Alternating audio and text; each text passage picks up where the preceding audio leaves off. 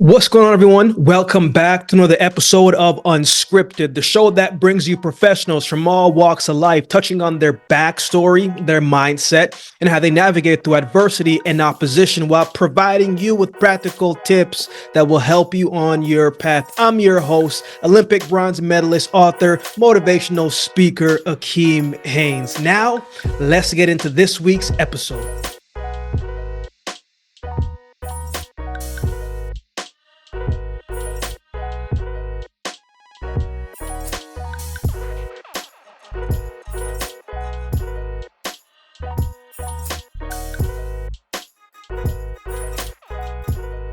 What's going on, everyone? Welcome back to another episode of Unscripted. This week, I'm joined by former professional basketball player, podcast, and TV show host, entrepreneur Travis Reed. Travis played professional basketball overseas in countries such as Netherlands, Estonia, Romania, Australia, and Germany. And during the 2004 season in Netherlands, in the Dutch league, he was named the league MVP. He was also a part of that dominant UCLA recruiting class, one of the best recruiting class in UCLA history back in 1997, which included himself, of course, but also included NBA players such as Earl Watson, Billy Knight, Rico Hines, and Baron Davis. After a couple of years at UCLA, he would, for reasons he talks about in the episode, explain why he left and went to Long Beach State to finish his collegiate career. In this episode, Travis takes us through the highs and lows of his basketball journey, his basketball career, starting from the high school level to the professional. He takes us through the next chapter of his life, which included the challenging transition out of the sport, fatherhood, and dealing with mental battles that almost broke him. Travis's story is an inspiring one, man, and I think one that many people need to hear because it's raw, it's honest, he's transparent, and it's his truth. Not to mention, some of the funny stories that he does share throughout our entire conversation. This is one of those episodes, man, where you're going to want to grab your training shoes. Maybe you're going to go for a run. Maybe you're going to go for a walk, but you want to get your headphones. You want to go for a walk. You want to chill out because there's a lot to unpack in this episode. The first time I met Travis, man, it was on his podcast, An Athlete's Journey. We were talking for about an hour and some change on his podcast, and then we were talking for another 30 to 40 minutes away from his show. Travis is a really, really good guy, man. He is someone who shares a lot of wisdom, a lot of information, but he's someone who is going to tell you as it is. And that's something that we can always appreciate it. A very inspiring story, a very touching story, and one that, as I said, I believe that you will enjoy. But before we go, so if you're listening to this in the audio form, I hope that you can do me a favor and leave a rating and review of the show. If you're watching on YouTube, our new YouTube channel is up, and we would love for you to check out the visual episode over there and definitely make sure that you are subscribed and locked into the channel. So with all that being said, enjoy this week's episode with Travis Reed. What's going on, man? Nothing much, man. Just, another day in paradise working. Man, you seem like you on the go. You just finishing up? Yeah, pretty much. I was just finishing in one store, so I was like, oh yeah, let me hurry up and finish. I'm like, like when people's talking to you, like, yeah, all right. All right. Thanks. All right, bye. Man, I know those ones, bro. Man, I appreciate you, man. I know you got a lot going on, bro. So I appreciate your time, man. Appreciate you for having me on, man. Bro. Oh, come on, man. Bro, you know me, man. You know I like to just get into it, bro. Come on now, man. You know me, bro. Man, I want to start here, man. I started last season the same way, and I'm gonna start this season the same way because I think it's important how we start our day, and I start my day and finish my day the same way with gratitude, man. So give me 3 things you're grateful for today, man. Well, first of all, I'm thankful for, God waking me up this morning, Oh, come on now, Trav. Come on now. That's always the number one thing for me is like thank you God for just waking me up, waking my son up, so waking my family up. Two, just being able to have my son with me, full time on a daily basis. And three, just being able to have something but want more. Mm, So be grateful of where I'm at, but also wanting more. bro, that's well said, man. Yeah, yeah. Man, before we even really truly begin, man, how's your son, man? Man, he got about a month left of school. He just finished up his spring league basketball. So he played varsity in the spring league. So I'm excited for him. For his future. I think if he comes to this summer and work really hard, I think he has an opportunity to really play a lot for varsity this year. Make that jump from freshman to varsity, because I don't think the varsity is a bad thing. Like I don't know if the varsity is gonna be that good, but I was like that's good for him because that gives him opportunity to play. Man, as a father looking back now, someone who has spent years playing professional basketball, man, uh, do you think he feels pressure when you come to the games or when you say certain things? Because kids nowadays, man, they might seem like they got everything mentally ready and prepared for it, but there's a little added pressure to it. What are those conversations with him like now? As you kind of turn back the hands of time a little bit and see you and him, so to speak? Well, I would say this with him, like just play be you. Like you don't have to be me. I Yeah. think a lot of parents they put too much pressure on their kids. Like the kids have to be the savior of the family, Mm. and get the family like out of whatever situation they're in. I think for me and him, I just tell him like just have fun. I just want you to be a good person. If you're good in basketball, great. If you're just a good person, I'm happy with that too. The main thing with you is I want your books to be right. So if Yeah. your books ain't right, I don't no, excuse my language, I don't give a shit about basketball. You know what I'm I saying? hear. Like, you feel me? Like Yeah, I yeah, don't yeah, care. Like that doesn't, what I'm saying? Like, but I want him to be. I tell him this, and this is the truth with all fathers. There is no other man in a man like a young man's life that wants him to be better than him. They want him Mm. to. Maybe your friends want you to do good. They Yeah, don't want you to be better. I tell them all the time, I want you to be better than me, better than I ever was. You know, and that's all I want for you. So, like, in order for you to be better than me, you gotta put in the work. yeah, You know what I mean? Yeah, I mean, yeah, you can't not put in the work. I tell them, like, you have talent. You gotta willing to put in the work, man. You know what I'm saying? So, like, you put in the work, you'll be better. If you don't, you won't. Period. You know? man. I tell my siblings this all the time, and especially like the younger kids that I mentor. I'm just like, man, look, you can tell me all of the great things that you want, man. You can tell me all the sacrifices that you want to make, but at the end of the day, man, everything sounds good until you got to do it. And I've never really been someone to. I understand the talking aspect of things, and it's great. Like you should talk great things, right? There's life and death in the power of the tongue. You should do that.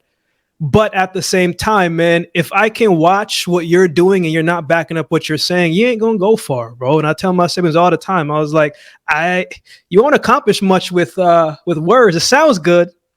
If you just about your words, you should probably rap. You know what I'm saying? If you just about your words, you should probably rap. Yeah, Um, I agree. There's one saying that I heard from the coach from Pittsburgh Steelers. He was like, there are a lot of people who are capable. There are very few that are willing. hmm, And I was just like, I that's heard that, I good. was like, God damn, that's a hell of a statement. Like, there's a lot of people I know that are capable, but very few that I know that are willing. Yeah, yeah, And so I that's tell them, like, good, man. yeah, like you gotta be willing to, like I told them, like, you love Kobe, you love LeBron, you love Steph Curry. They were willing to put in the work, willing to make that sacrifice. And if you don't, but there's a lot of people who are probably just as talented, Yeah. Never made it because they wasn't Yeah. willing to put in that work. Yeah. Man, I really think, bro, in order to really understand Travis Reed, because me and you talk, our when I was on your show, and we had another conversation away from your show, man. I think in order for people to understand you, got to go back to the backstory a little bit, man. Born in LA, man, but moved to Fontana, California. I had a few teammates from Sacramento, California, Cerritos. And man, they kind of were different, but they all were similar in some ways. Like they never lacked confidence by no means, right? And when you get to talk to them, it's from the trials and the environment that they kind of grew up in.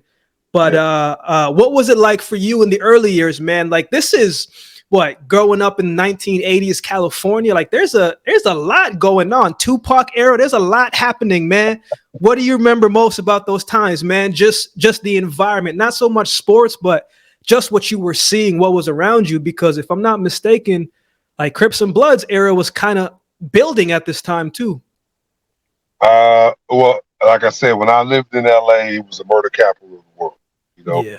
there was about 1,600 murders every single year. We're in South Jeez. Central. I grew up in South Central LA. So, like, I moved. Like, obviously, my father had just got out of the military, and after he moved, like, we finally moved back to LA and made it official. It was, uh, like I said, it was tough. Like you said, Crips and Bloods. I lived in a Crip neighborhood, grew up in a Crip neighborhood, so you know, it just you knew the do's and don'ts. There was Mm-hmm. like no kicking it. Like my father was very strict. There was no kicking it at the park with your friends. There was no going to the homie's house. There was no like walking around unless you was going straight to the store and straight back kind of Yeah. thing. That was it. There was no, and like I said, like on my dad's side, it's 1,000 of us because like my grandmother had, like 8 kids. Each of the kids had like 3, 4 kids. So it was a lot. I have 28, 27 first cousins on my Jeez. dad's That's side. deep. You guys were deep. Yeah, so we was like basically 3 every year for like I don't know 8 years straight. You know what I'm saying? It Wow. was like boom 3, 3, 3, 3. So everybody in the family was having kids. So I have a lot of cousins that are around my age. Yeah. Or a couple years ahead of me, a couple years behind me, yada yada yada. So just growing up in that, like you don't realize, you just kind of like honestly, it just sounds bad, but like you'd be like, oh yeah, I know. Remember John? Yeah, he did. Or he in Yeah. prison. The first time I think I was outside, and my father worked at a Boys and Girls Club, so to rewind that back, like that was the safe haven, Mm. for the kids in the neighborhood, and basketball was an escape, Yeah. Yeah. and sports was really escape just to get out of, that. But like I remember I was 9 years old. I seen a lady walking down, like boys club we had outside, the gym, Yeah. like the courts are outside. So we was outside playing, saw a lady get robbed, dude snatched her purse, bam, ran down the alley. He was like, man, that's crazy. The lady get it, so Jeez. and Yeah. then Yeah. Yeah. a minute later, we're back to playing basketball, right? Yeah. It became the norm. It was just And like it was good. Like I said, yeah. when I was 9 years old, like 10 years old, I see my first dude get shot. Like So they we heard the gunshots. Everybody got down. We went inside for a minute, and then we went back outside and went back playing basketball like it wasn't nothing. Yeah. So you just become not accustomed to it, but you just get used to it, like violence and all that other stuff, gang banging and all that. You just become like, I know 5 blocks down it was so and so's, 10 blocks down this way it was, what I'm saying? Like you just Yeah. know, and so like you just in a weird way you become accustomed to it, so you become a man at a young age. Yeah. Man, I had a teammate, bro, and like same area, and we were kind of just talking after practice one day, and he was kind of just kind of just telling me everything. We were just talking about life, and we kind of got there, Right. and he was just, I was like, bro, like me being born in Jamaica and coming to this side of the world, it's a lot different Hmm. Like it's a lot different. The life is different. And so I seen a lot of stuff at an early age that, man, as you know, like no kid is ever supposed to see. But you come over here and it's like they talk about different things. And I remember asking him, I said, bro, like why did you feel the need to join this or to get a part of this? And he was just like, bro, I ain't got no family. And he was like, that became family, right? And so, man, like, how didn't you get involved in that? You know what I'm saying? Because it was easy. Was it your dad? What My was it? dad, my Yeah. dad, and I would say this, my pops was very strict growing up.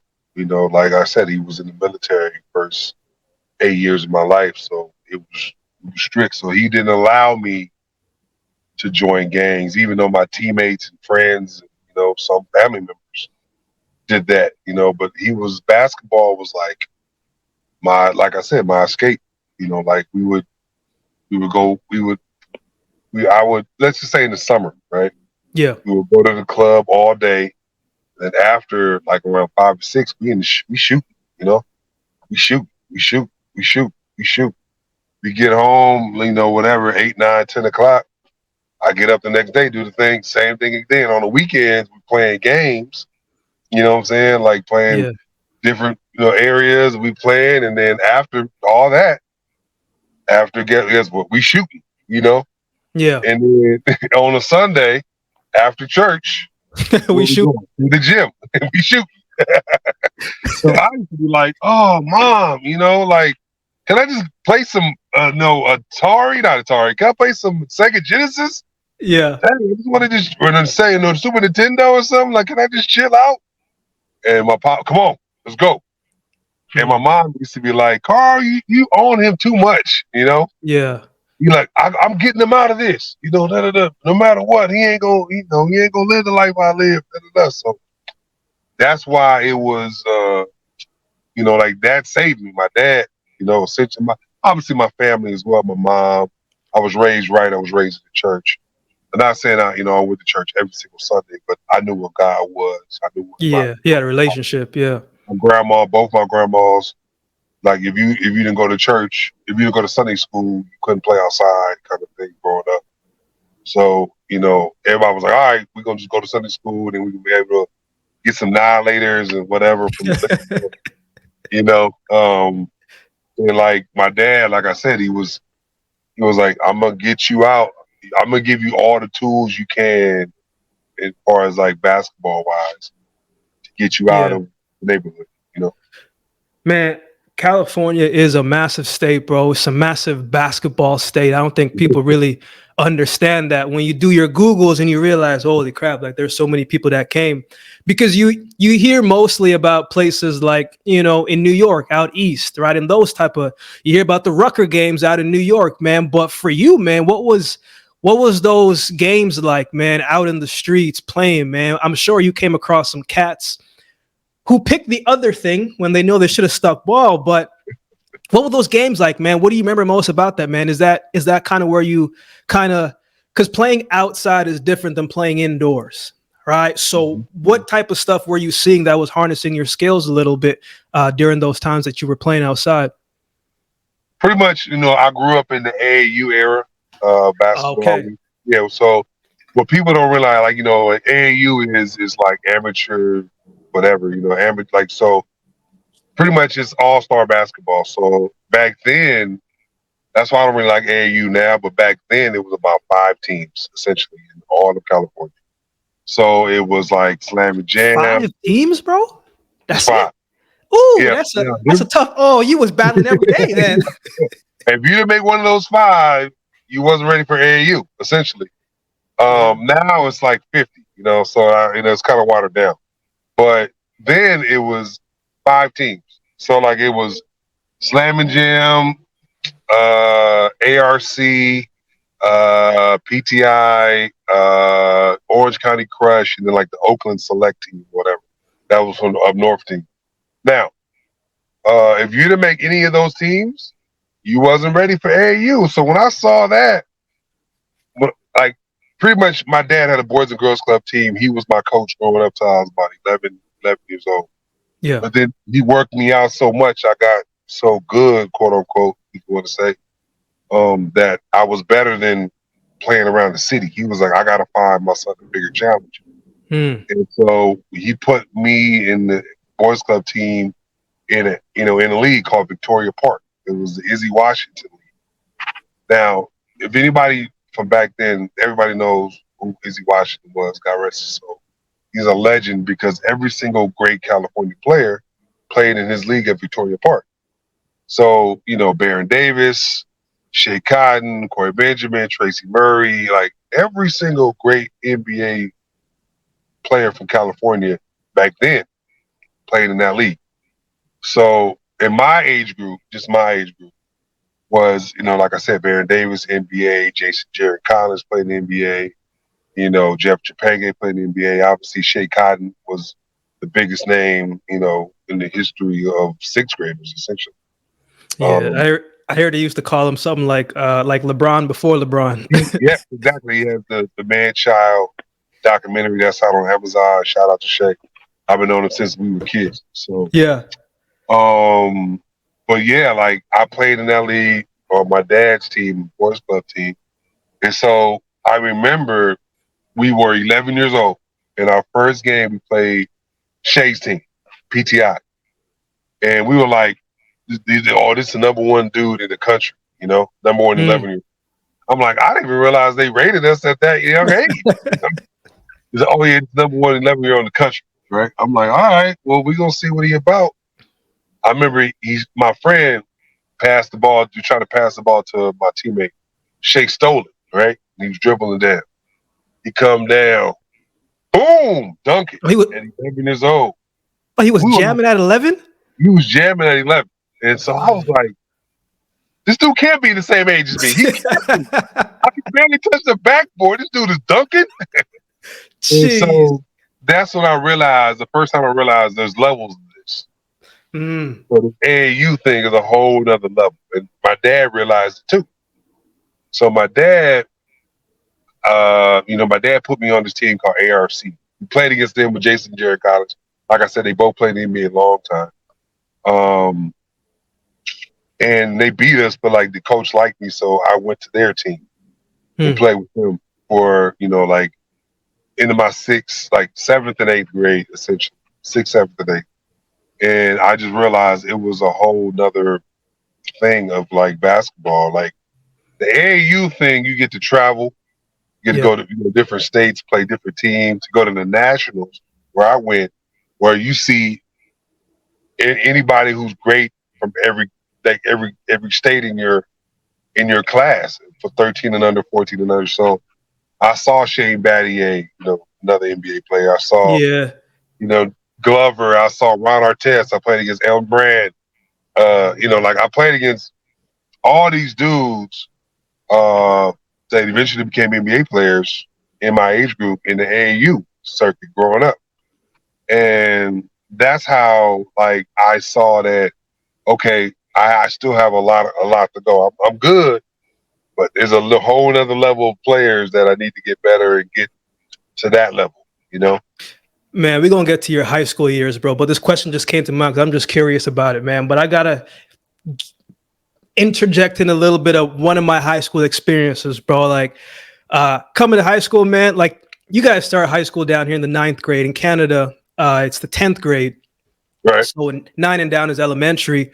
So, man, I was strictly football really before I even did track. And I was doing all right in football, man. All-star teams, player of the year, like all these different things. So I got to high school, man. Been probably there for like a week. And I go into the gym because we had like a little football meeting before the football season started. And I go into the gym, Trav, and there was this cat, braided up hair, sleeve, and they were just in there hooping, right? I didn't know these cats, right? I'm still new. I'm still trying to get everything. So I just sat down and just started watching, man. And I remember seeing this kid, the same kid I'm talking about, probably 5'9" at the max. And the man took the ball, spun off of a cat, 2 hops, dunked it, and put his, the dunk Vince Carter did, right? When he put his And I was just like, yo, I don't think I'm gonna play basketball this year. Here, I'm definitely not. Like, I can't. I'm like, what is he doing? I can't be doing this, bro. When you think about the state of California and everybody that came out of it, including yourself, man, if you can, man, it's gonna be challenging. But give me your top 5 or 6 all-time best basketball players to come out of California. Oh, okay. That will be tough, but let's just say for me, right? Uh, I would say Baron Davis because I played with him. I've known him since I was a kid. Everybody. He was one of the greatest point guards. Like I said, I remember I've been on Baron since I was 10 years Yeah. old. He was a midget. Like he was short. People don't realize, like dude, he was a midget, but he could score. You know what I'm saying? Yeah. He was like so little, right? Yeah.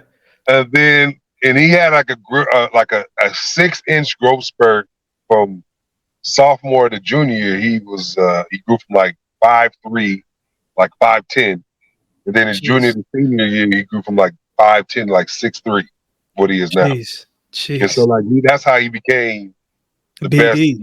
BD, the best guard, because he kept all his handle, all his strength, everything, and he was insane. Like I said, he was my boy. BD is like one of those great ones. Like I said, he was great. He was physical. He was a mix between like Westbrook, John Morant, and a little bit of the point guard from the Knicks, uh, Brunson.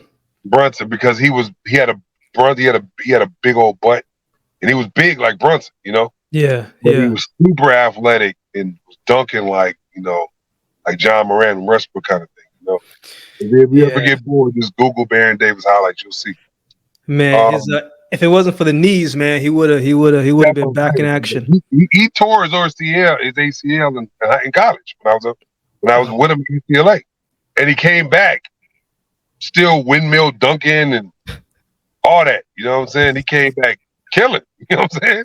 Yeah. And like back then, they had those big old metal brace. He had a big old metal knee brace, and he still was like dunking on dudes. You know what I'm saying? Like, trust me, he was Crazy special. athletic, man. Crazy. The So next BD. person, BD's one. My next person I remember, Paul Pierce. Paul Pierce. I've been That's doing Paul. right. Yeah, he was a little bit older than us, like 2 years older, but like Paul was sensational. I used to watch him and Barron go 1-on-1 every day before practice. Oh, because I played with Barron on K-Swiss, and Paul was on the older team. And like I said, he played center back then, and then he just learned how to handle and became what he was, which is a NBA Hall of Famer. Silky smooth game. Love Paul Pierce. Another player is an old school player I never saw, but I heard so much about. Just doing that, Raymond Lewis. Uh, Mm, or some people say he's the greatest California player in history. He wow. came out like in 58 or something like that with Doug Collins.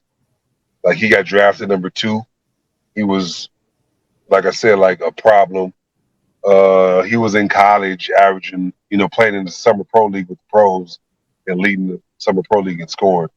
Like his Jeez. first NBA game, he had like 65 points or something like that. Jeez. Yeah, so trust me, people are like, obviously he got blackballed, and it's a whole long story. I don't necessarily want to get into it.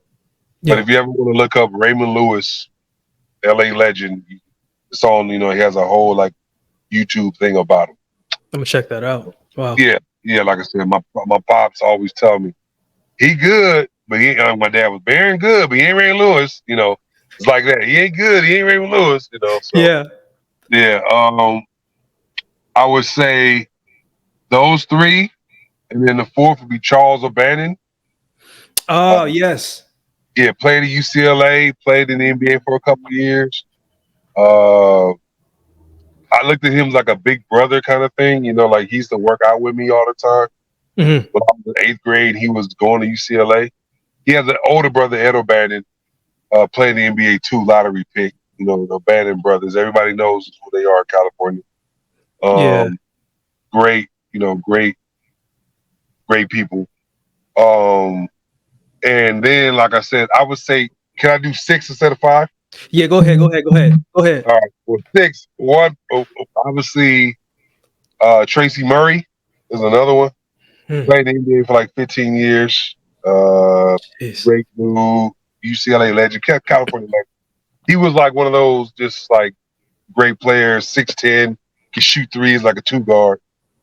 And then got to put in. I can't have a top 5 or 6 without Shea Cotton. You know, Yeah. Yeah. I hear and so like much about that dude, man. trust me, man. Like whatever you heard, he earned it. Like I said, back then you had to earn your name, right? And like it wasn't like like nowadays where you come on and a couple dunks on like whatever YouTube and like all of a sudden he's a great player. Shea was the best 6th, 7th, 8th grade I've ever seen. Ever. Jeez. And like I've seen a lot of basketball. So Shea Man. was Shea was something different. I think if circumstances wouldn't have happened, he would have definitely been a 10-year or whatever vet. Man, like the more you talk, bro, the more I hear like UCLA. You know what I'm saying? And I guess it kind of makes sense why you went there, which is what we're gonna get into now, man. You went there what 97? Yeah, I went there 98 and 99. I went there 2 years. Man, 2006, right? So that'll be your senior year. Oh, 2006. sorry, 96, 96. Sorry, 96. No, 97 was my senior year in high school, and I went Okay, to 90, UCLA. so 97 was the senior year, man. Um, and when you think about all the names you just mentioned, and even the people that you were competing against, this is just on the California side, but you also that year too. I think 96, the Naismith Player of the Year was Kobe Bryant, right? Yep. And Lamar Odom was also in the mix too, right? And Jermaine He was O'Neal. 97. He was 97 with me. So you so you see all these different cats. Yeah. And, not to mention from what I was reading, man, you were averaging 25 a game yourself. So Yeah. what were you focusing on during that time? Were you just staying in your own lane? Because for me, man, I always did good at staying focused on what I was doing. Right. But every now and then I take a peek and I say, hey, I'm like, dang, he just ran 10. What? So what? Because when you think about, and when you were growing up, bro, you're not much older than me, just a couple of years, right? When you were growing up, if you wanted to find out about a cat, maybe it was on the news or maybe it was in the newspaper, right? So you may be reading it, but you may not necessarily know what they look like because there's no real picture like that. But when you were coming up, the game was different, man. So what exactly were you thinking about during that time for you, especially when you know that college is on the horizon next and you were getting some different offers? Were you looking at what they were doing out west? Were you comparing your game to anybody, or were you just really locked in and dialed in?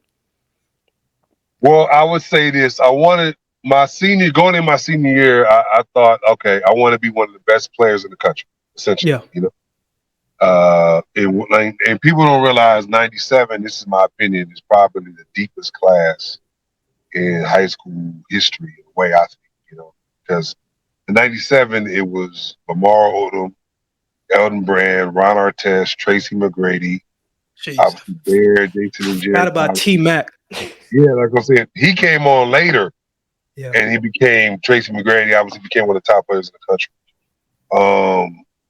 You know, like I said, Shea Cotton, Shane Battier, the list, Marcus Fizer, the list goes on and on of NBA guys. Now, in California, it was probably the deepest class in California history because it was obviously the top guys were Bear Davis, Jason Jared Collins, a guy by the name of Chris Burgess, Shea Cotton, Kenny Bruner, Kevin Bradley. Now, of I put myself in that category, right? course. But I wasn't rated as high as they were. They were like top 10, top 15 in the country guys, all of them, those guys I just said. I was like top 40 in the country. So I thought I was just as good, but I felt like they had the bigger name, right? So of course, like you look at, like whatever this guy's doing. For me, I was like, okay, who's all the big men in the West Coast, right? Yeah. So it was Chris Burgess, a guy by the name of Eric Chinowitz, Jason Jaron Collins, Jamal Mosley, and uh, Greg Lakey and somebody else. I can't think, but like uh, all these guys and whatever they averaged their senior year, I was like, I got to average more, right? Mm. And so for me, like out of the big men, I averaged the most, right? Because like I averaged about 29 a game and like 15 rebounds. And so like they average about 25, 26, Yo, 27. that's still points. That's still Yeah, that's no, still that's what I'm points. saying. That's what I'm saying. So I Y'all was were like, going crazy. I wanted to average the most and be like that out of them. Yeah. Right? Now the guy who led the state in scoring, he averaged 41. This guy by the name of Luke Kelly I played. He was out here, Jeez. and yeah, he averaged about 41 a game. Now my thing was like, I wanted to be. There was this thing called Nike Camp Yes. where the top 100 players in the country go to. There was two camps back then: Nike Camp, Adidas Camp. ABC, they called it ABCD and Nike. Mostly all the players who were like Nike kids, they went to Nike. ABCD dudes went to ABCD. Mm. So Nike Camp that year, it was like I said, Ron Artest and Brand. Like pretty much all the top players, most of them went to Nike. Now Tracy McGrady went to ABCD, and Lamar Odom as well. But for me, I was like, I'm gonna show everybody that I'm one of the top players in the country. Now, in my head, I got robbed of the All Star game at Nike, right? Mm-hmm. When I was one of the top 20 players in the camp. But like, if you're rated higher, the scouts want to see you. So they want Mm. to see whoever's like the top 20 players, in their top 20 camps. So, but I felt like when I did, then I showed everybody that I could play with the elite of the elite. And after that, I was getting a lot of offers, but like then my name would skyrocketed to, like I said, like where I got over 250 offers from schools, from Scott. Jeez. Yeah. And yeah, so like then I was like, okay, so schools that weren't even looking at me then, like, start looking at me like Indiana, Syracuse, Kentucky, Kansas. They really started looking at me. Before I was just getting a lot of, Oregon's, UC, like SC, Long Beach States. But then, like, it got to the point, like I said, like top schools in, Syracuse, Kentucky, North Carolina. I was getting letters from all of them. And then, but my school was UCLA, but we can get into that in a minute. But yeah, that's why I kind of thought myself in high school was like trying to be the best big man in the country. Yeah. I mean, well, bro, the numbers were crazy, bro. The numbers were crazy, man. Yeah. Uh, Yeah. but why UCLA, man? Like I understand. Like, look, when you get there, your recruiting class was crazy. I mean, maybe that was part of it too, because it was you, BD, I think a guy named Rico Hines, Earl Watson, and another name I keep hearing about a lot as well too. Jelani McCoy was there as well too. So Mm-hmm. Mm-hmm. why UCLA, man? That's a stacked squad. Why did you pick there? It was my dream school. I Yeah, yeah. growing up, my father made me memorize the Pyramid of Success, by John Wooden. Good Uh, book. yeah, exactly. Yeah, love the book, and I reread it as an adult. And like I said, I remembered a lot of the quotes. Like not preparing is preparing to fail. Um, it's just a great book. I recommend anybody if you're a coach, player, whatever, read that book. Um, so I remember like just growing up, like me and my friends I grew up with at the club was like, dude, we all gonna go to UCLA together, man. Yeah. UCLA was that. Like I used to watch UCLA when I was a kid. I remember watching when I was like 4, 5, 6, whatever, watching Reggie Miller play at UCLA. And just like man, the powder blue and Yeah. gold. You know what I'm saying? Like that's what I want to. That's what I want to rock. And then I say Tracy Murray because like when I really got into basketball, he was there, you know. Hmm. And, like I watched him and Don McClain and like, you know, a bunch of guys from UCLA. And then when they won the national championship in 1995, with, you know, Charles O'Bannon, Ed O'Bannon, and Toby Bailey, and, you know, my former teammate was on that team, Chris Johnson. And like it was just my dream school. That's why it wasn't like I was gonna go to Arizona. Like I committed, verbally committed to them, and I was gonna go to them. Um, and but like once UCLA came into the fold, I was like, I'm sorry, coach. Sorry, coach. You know, this is my school. You know, UCLA. I can't leave it. I love Yeah. UCLA. You know, Yeah. and that's why I went. Like, you know, it didn't matter who was going, who was coming with me. We was the number one recruiting class in the country. Like Yeah. you said, it was me, Barron, Earl Watson. Earl went to the NBA too. Obviously, Rico Hines, uh, rest in peace, my boy Billy Knight, Ty Ramazar, and Shea was on that class too. But you know, he became ineligible by the whole nother story. So, Yeah. but yeah, like we was like that. That was my dream school. I just UCLA was the school. It was, you know, like you know, it's like once you see like you might have a wife, and you might see 10 fine women around her. This is my wife, you know. Yeah. Yeah. That's a good This analogy, bro. is That's a my good wife. analogy. Like I don't, you know, like it could be Beyonce, Rihanna, whoever. I'm not looking at them. My wife. This is my wife. Yeah. That's what UCLA was to me. The decision was easy because that was the school. Man, and you stayed there for 2 years, bro. And we'll talk about why you transferred. But I gotta ask, man, because again, you went to school with BD, and then Matt Barnes came the following year, man.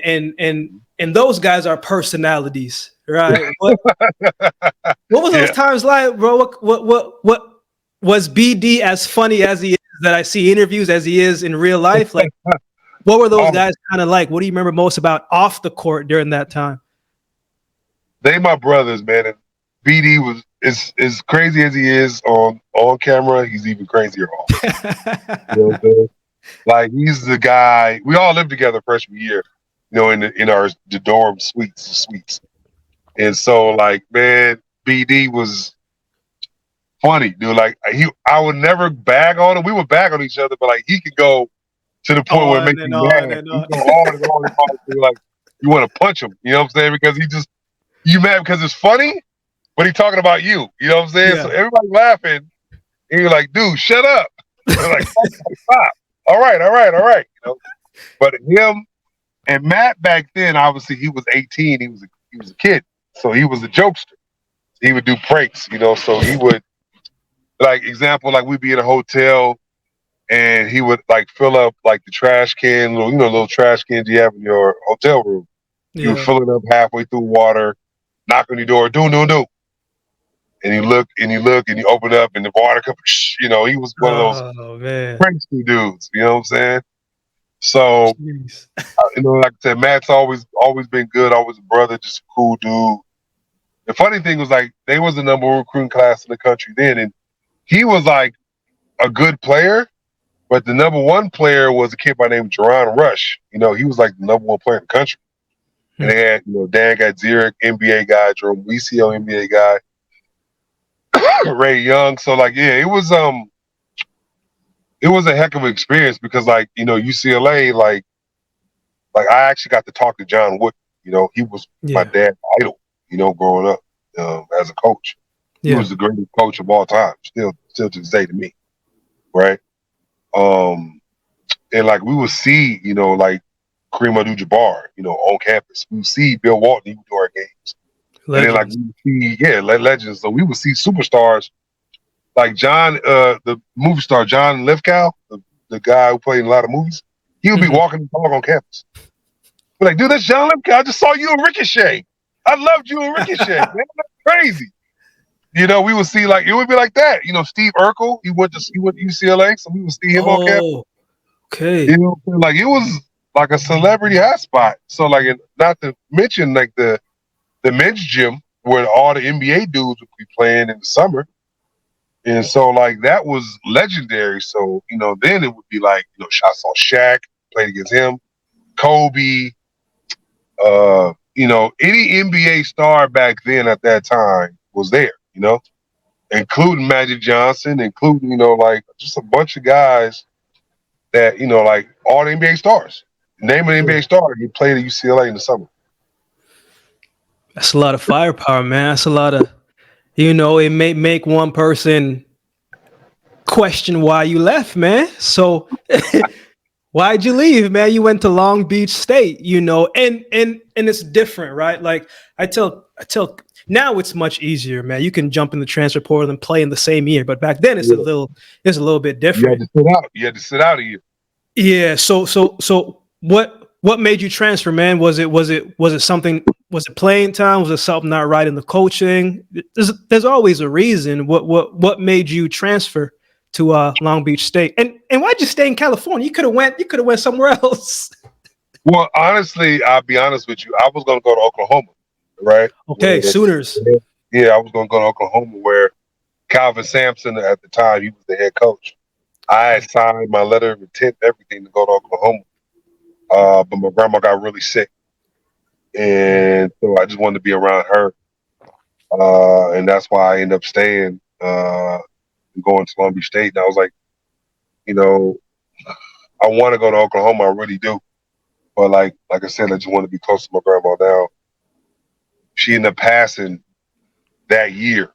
The year My you red transferred? year I transferred, she ended up Ah, passing. dang. So I remember I was glad. I mean, I was glad I was there, but I was sad obviously she passed. Of course. And I mean that was the main reason why I was there was like what I'm saying, be around her.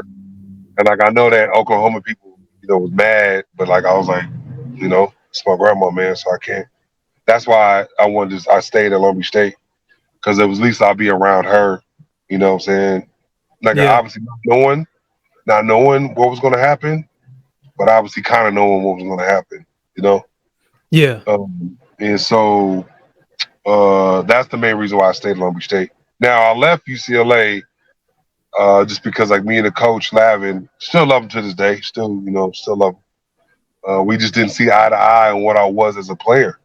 Like I thought that I was one of the better players on the team, Yeah. and I felt like I got mistreated as a player. Like so for me, I love UCLA and my teammates that much to where I was going to stay there and just go to school. I wasn't going to play basketball. Wow. Wow. Right. And my dad was like, son, you have so much talent. There's so much more to play. Why wouldn't you just go to another school and just hoop? Mm. It's like, I know, Dad, but it's UCLA. I can't leave. And he was like, excuse my language. He's like, fuck that. You know what I'm Yeah. saying? What are you talking about? You know what I'm saying? Like, no. Like, do you still want to hoop? Do you still like got game? I'm like, yeah, Dad. So he's like, nah, we gonna sit down. And I remember we lost early in the NCAA tournament. We lost the first round and got upset. So we had spring break. And so that whole spring break, me and my dad just sat down every day, like for a whole week and just talked about where I'm gonna go. So what about this school? What about Oklahoma? What about, Tennessee? What about, so we talked about it. And I was like, well, Dad, what I'm saying? I'm willing to go to Oklahoma because, it's another big school, but I want to stay. I want to stay kind of close to grandma, stay home. And that's kind of what, he was like, well, Long Beach State, what I'm saying? I'll get a chance, get a chance to see you play, come to the game, see you play, da. So that's what happened. Like, that's why I ended up going to Long Beach State. And I had to go. I remember going into my Lavin's office and telling him I had to transfer. It's like one of the hardest things in my life, right? Because until then, I never had to do anything like that without my parents. Hard decisions. Yeah. Yeah. You know what I'm saying? So I kind of like looked down. It was like, yeah, like I wasn't even looking at him really. It's like, Travis, look up, man. Like you will play, You will play a lot, man. Trust me.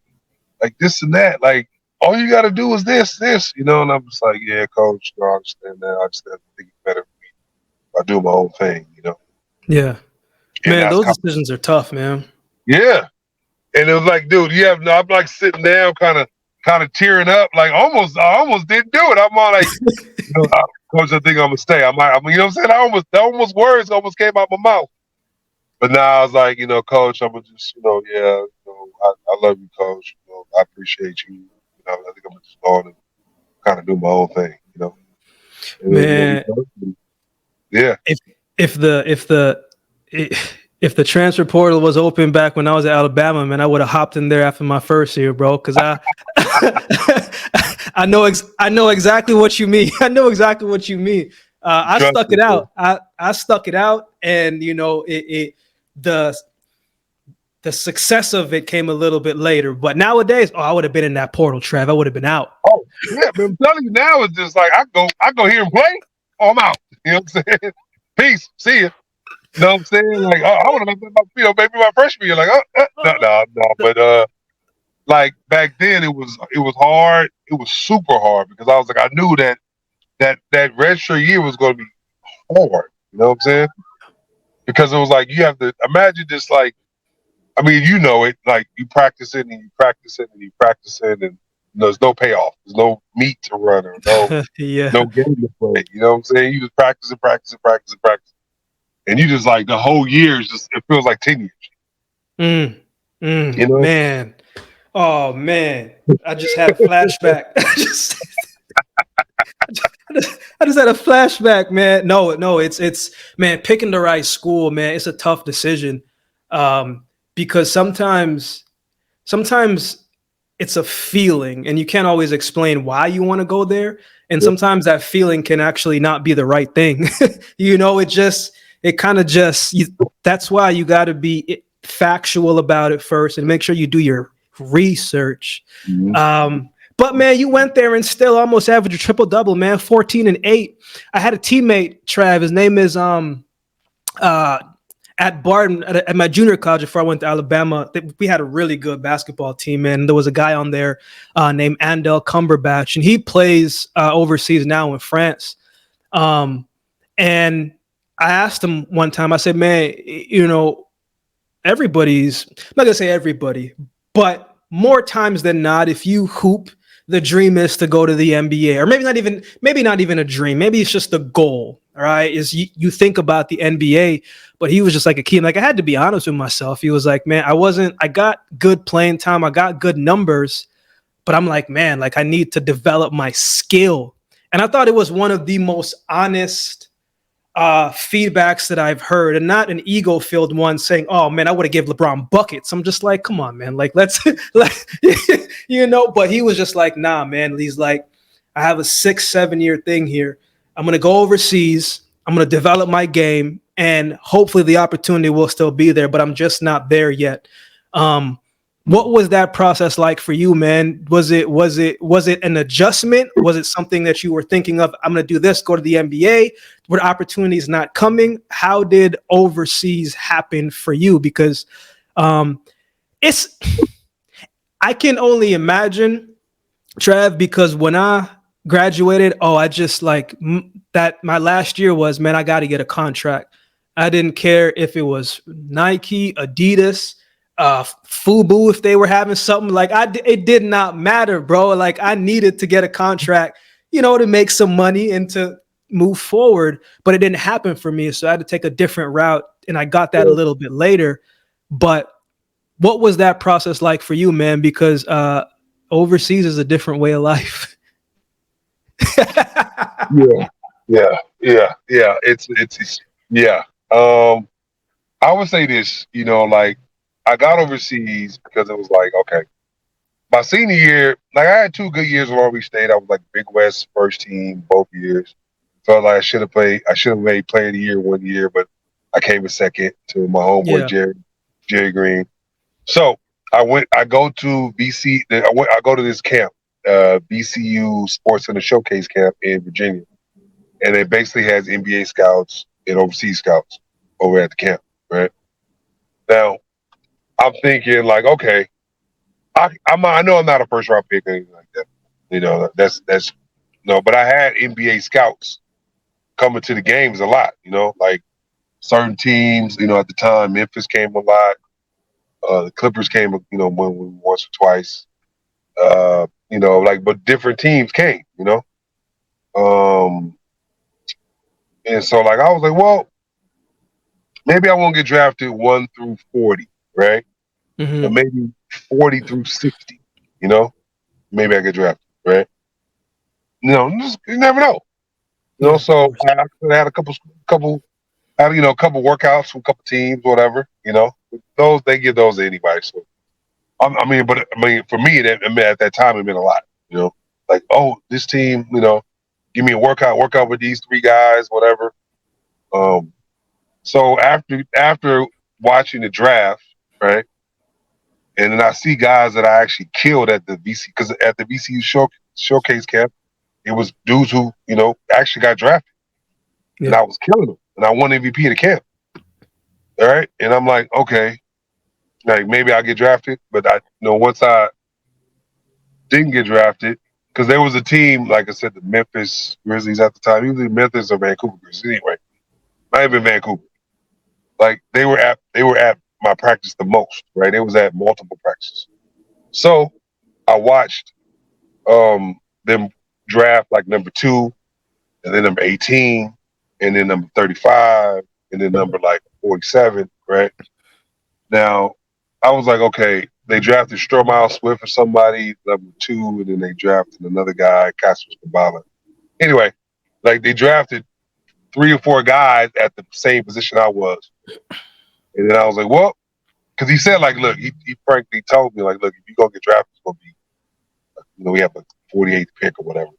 Yeah. So if you don't get drafted, then you probably won't. You won't. So after I didn't get drafted, I was like, okay, well, maybe G League, or D League at the time. And Yeah. my boy had told me, like, bro, D League is cool, man. You know what I'm saying? You might get an opportunity to get called up, but you making at that time, you was making like $2,000 a month, right? Jeez. And you were living in like, and nothing against this state, but like you were living like in Willacoochee, Georgia.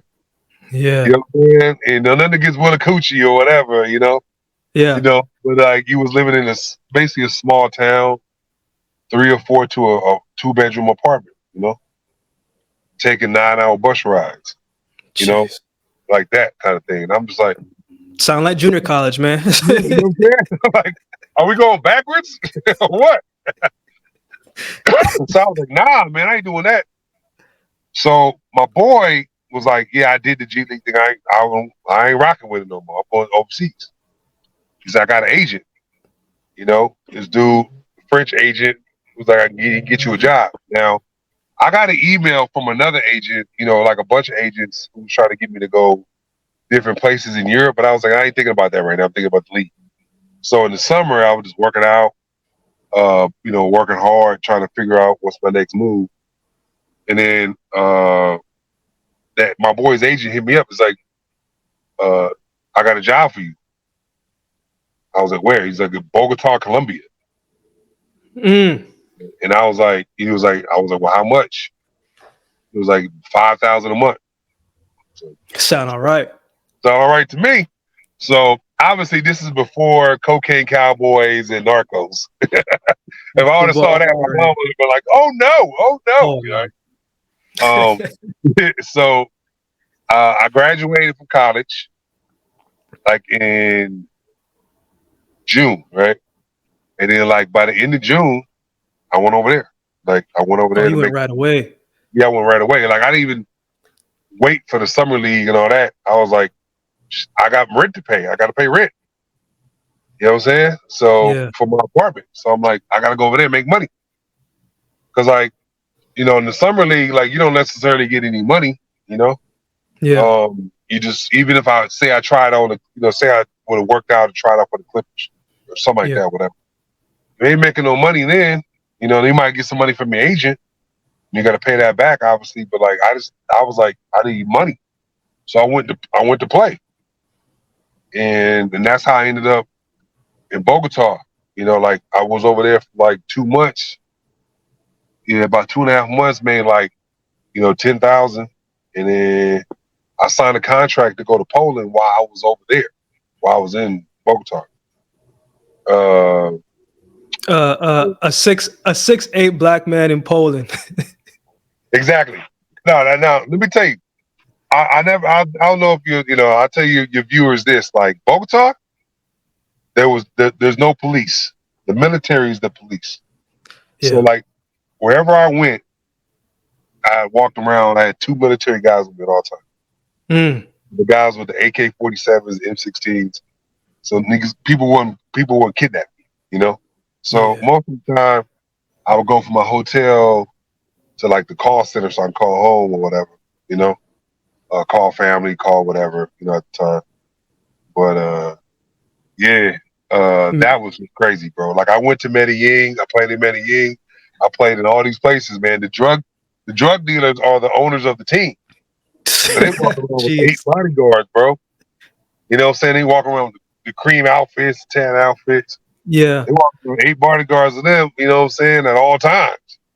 And them dudes got, you can tell like they got little Uzis under the shirt and all that stuff. Mm. So Tucked I'm in like like, we can't see you. yeah, you know what I'm saying? And so they be like, like they didn't really speak English. So they was like, hey, Travis, hey, man, I'm great. Thank you. Thank you, sir. Excellent, bro. I'm great. I need nothing. I just want to play. Nothing. Hey, I want to hoop. Like it was funny because like the gyms were like our gym was like you have the court and then there was a cage around it because the fans was crazy. So like it was in it's like a park in a way, but like I felt like a caged animal, because like you literally in a cage, like a fence around the court. Jeez. Yeah, Jeez. so like like I said, Eagles is crazy. But like I said, they paid you every week. You would get your money every week. I was getting whatever, like $12.50 straight cash. Straight cash. You know, Like shoot, man, this is nowadays it's crazy. like, man, you get anything straight cash. Just come up as a red flag nowadays, man. Straight cash, man. I was like, oh, they had a dude who came in. Was like, with the Americans, like we got American dollars. You know what I'm saying? So we would get straight cash. Like I said, we would get straight cash. It was funny as I don't know what. But yeah, that was crazy story, bro. Like Bogota. You know what I'm Man, saying? that's hilarious. Yeah. You played 10 years, was it 10 years overseas? Yep. I played Man. overseas 10 years. My first year was my longest year because, like, I told you I went to Poland, and then they cut me. And then I went to France after that, and then they cut me. And then I stayed in France for like 2 weeks waiting for my agent. So I went around, saw things in France, saw when Princess Diana died, went to a couple games, worked out, kind of thing. And then I went to Belgium. Now I'm leaving a lot of things out, but I'm just kind of go through it. With the Belgium, and then they cut me, and then I fired my agent. So Mhm. remember, I'm overseas for like 2 months. I got a little bit of money. I want to go home. My dad is like, "What you coming home for? Mm. What you gonna do?" I don't know. I thought you were gonna give me some support, Dad. Nah, Yeah. stay out. So Military yeah, style. what I'm saying. It's what he said exactly what he said. Hey, son, I was in Fort Lauderdale for 6 weeks without you, son. I'm like, Ain't Dad, nobody trying to hear that, man. Nobody trying to hear that. I was trying to hear that, Dad. You know what I'm saying? Like, I was in this, I'm saying? I'm over here, man. Like, I'm in another country. You don't speak English, you know? So, Yeah. um, I fired my agent. And so the agent I originally that hit me up about Holland, but it was like for $1,500 a month. I'm like, man, I'm about to make $10,000 a month, 15,000 a month, man. Like, you talking about some 1,500? You know what I'm saying? Like, what you Yeah. talking about? So, Yeah. anyway, at this time, I'm like, fuck you. I let my agent go. And then like he was like, "You're 4 hours from Holland on a car ride, or 3 hours, whatever it was. And you can try out for this team for a week, a 1 week trial." So I said, "All right, what else do I have to lose? You know what I'm saying? I've been out here for damn near 2 months. Don't got no money no more. Like I don't know what I'm gonna do. So I go to that team. I practice. a couple days, and I said in the game, we had a game that Saturday because the league already had started. Because I was been trying out for all these teams in these different countries. So I told myself, I was like, man, I'm gonna shoot it every time. I don't care. If I'm gonna go Yeah. out, I'm gonna go out swinging. You know. Yeah. So I had like whatever, like 28 points or whatever, but like we got blown out by 30, and I'm thinking like I told the coach, like, Coach, thank you for the opportunity. I appreciate you. Da da da. Just trying to be humble. He was like, what you mean? We're gonna keep you. Oh, I okay. was like, what? Really? Yeah. I was like, yeah, man, we're gonna keep you. Man, I was so happy.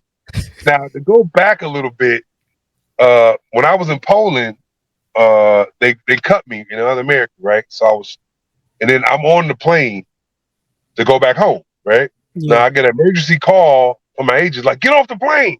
I got a job for you in France. So I get off the plane, right?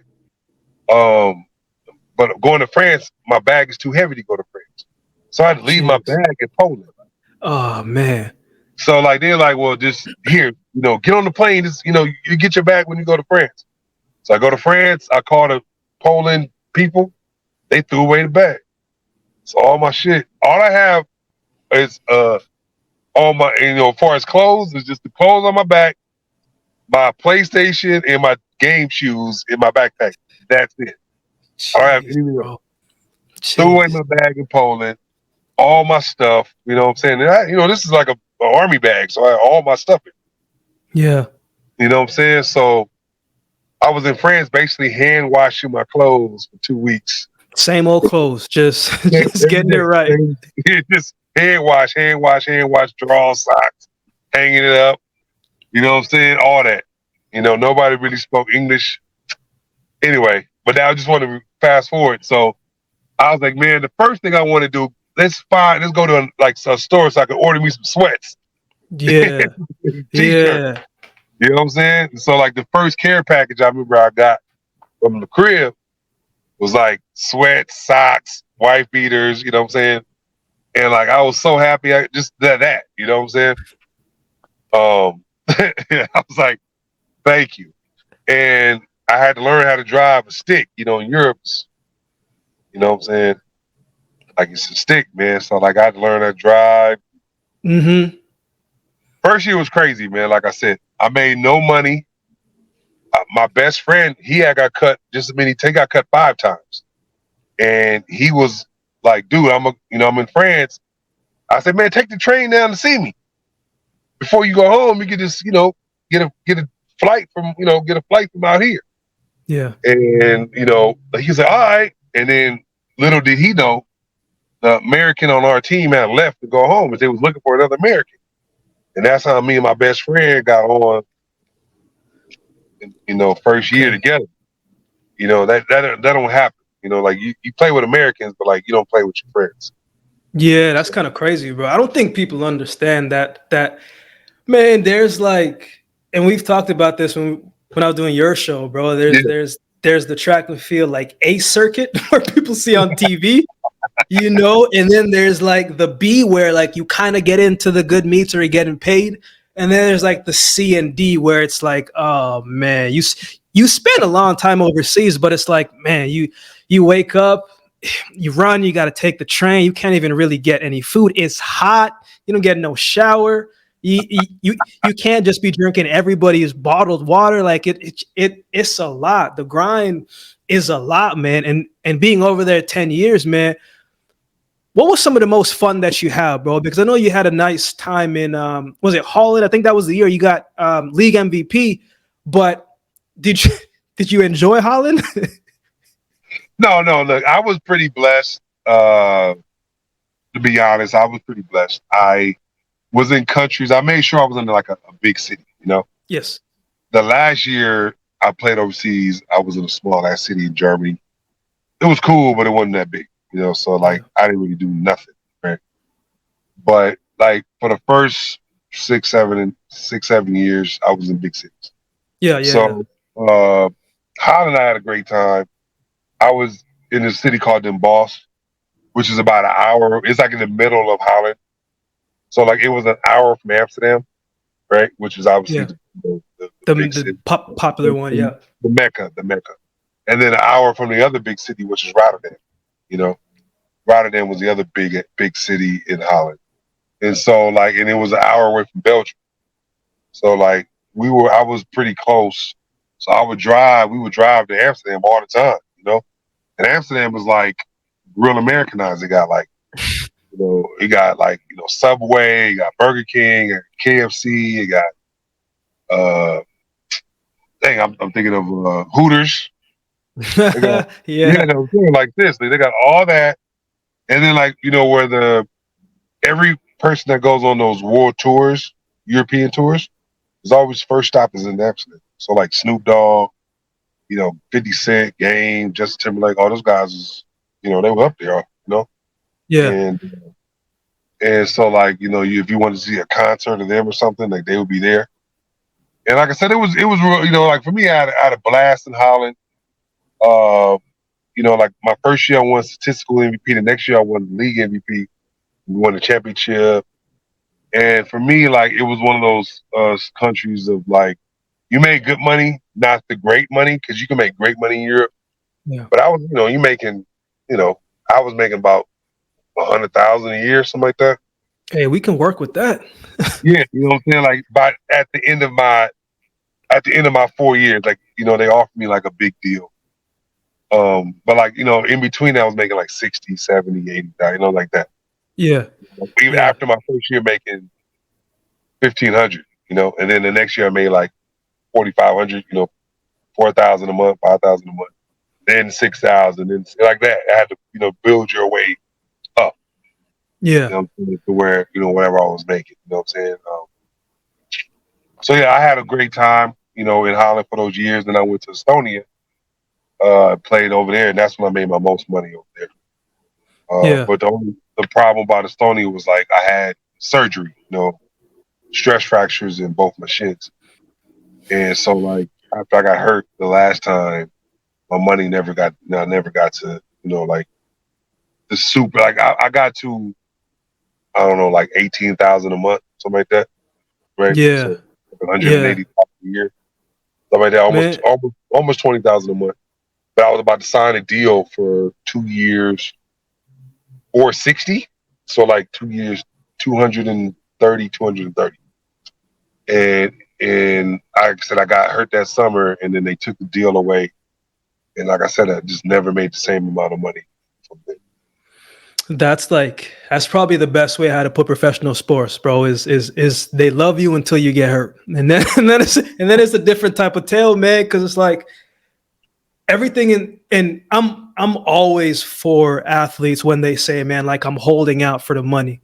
I'm like, look, like I get it, right? Like I people is like, nah, man, you got to swallow that and make them play. I was just like, yeah, but this is their livelihood here, and in sports, the shelf life is very slim, bro. Like, yeah, like I was, man, I was talking to my wife the other day, and we were kind of totaling. It's like, yo, how many good years did you have in track and field? And I was just like, holy crap, yo, I didn't really have a lot of good years. you know, yo, and I got sad, bro. I got sad, I got sad, bro. I'm like, yo, that's crazy.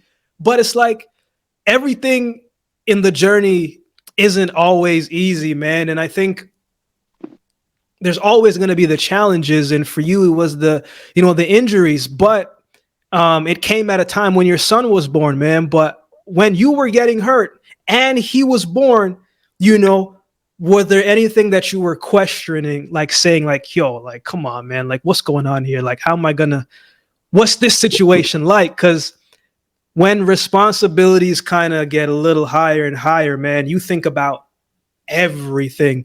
And especially as a man, you think about anything and everything with the time keep ticking down all at once, man. What was that year like for you? Well, I would say this, like, imagine this, like you basically build up a body of work to where you have all these awards, players of the year, you win championships, right? And right when you're about to make life changing money, you get hurt, Yeah. right?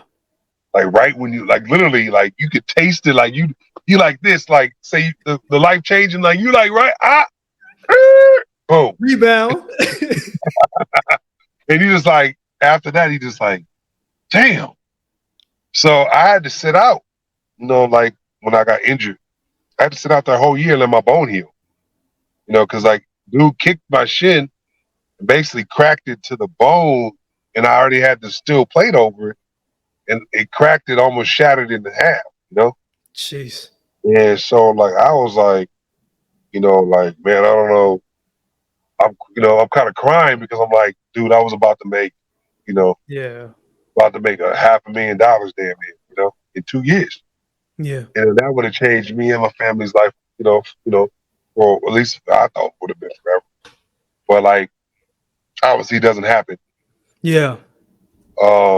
And essentially, like that year, all my boys are gone. Like my best friends who was Uh, overseas, my other yeah. boys in the NBA, like they're gone.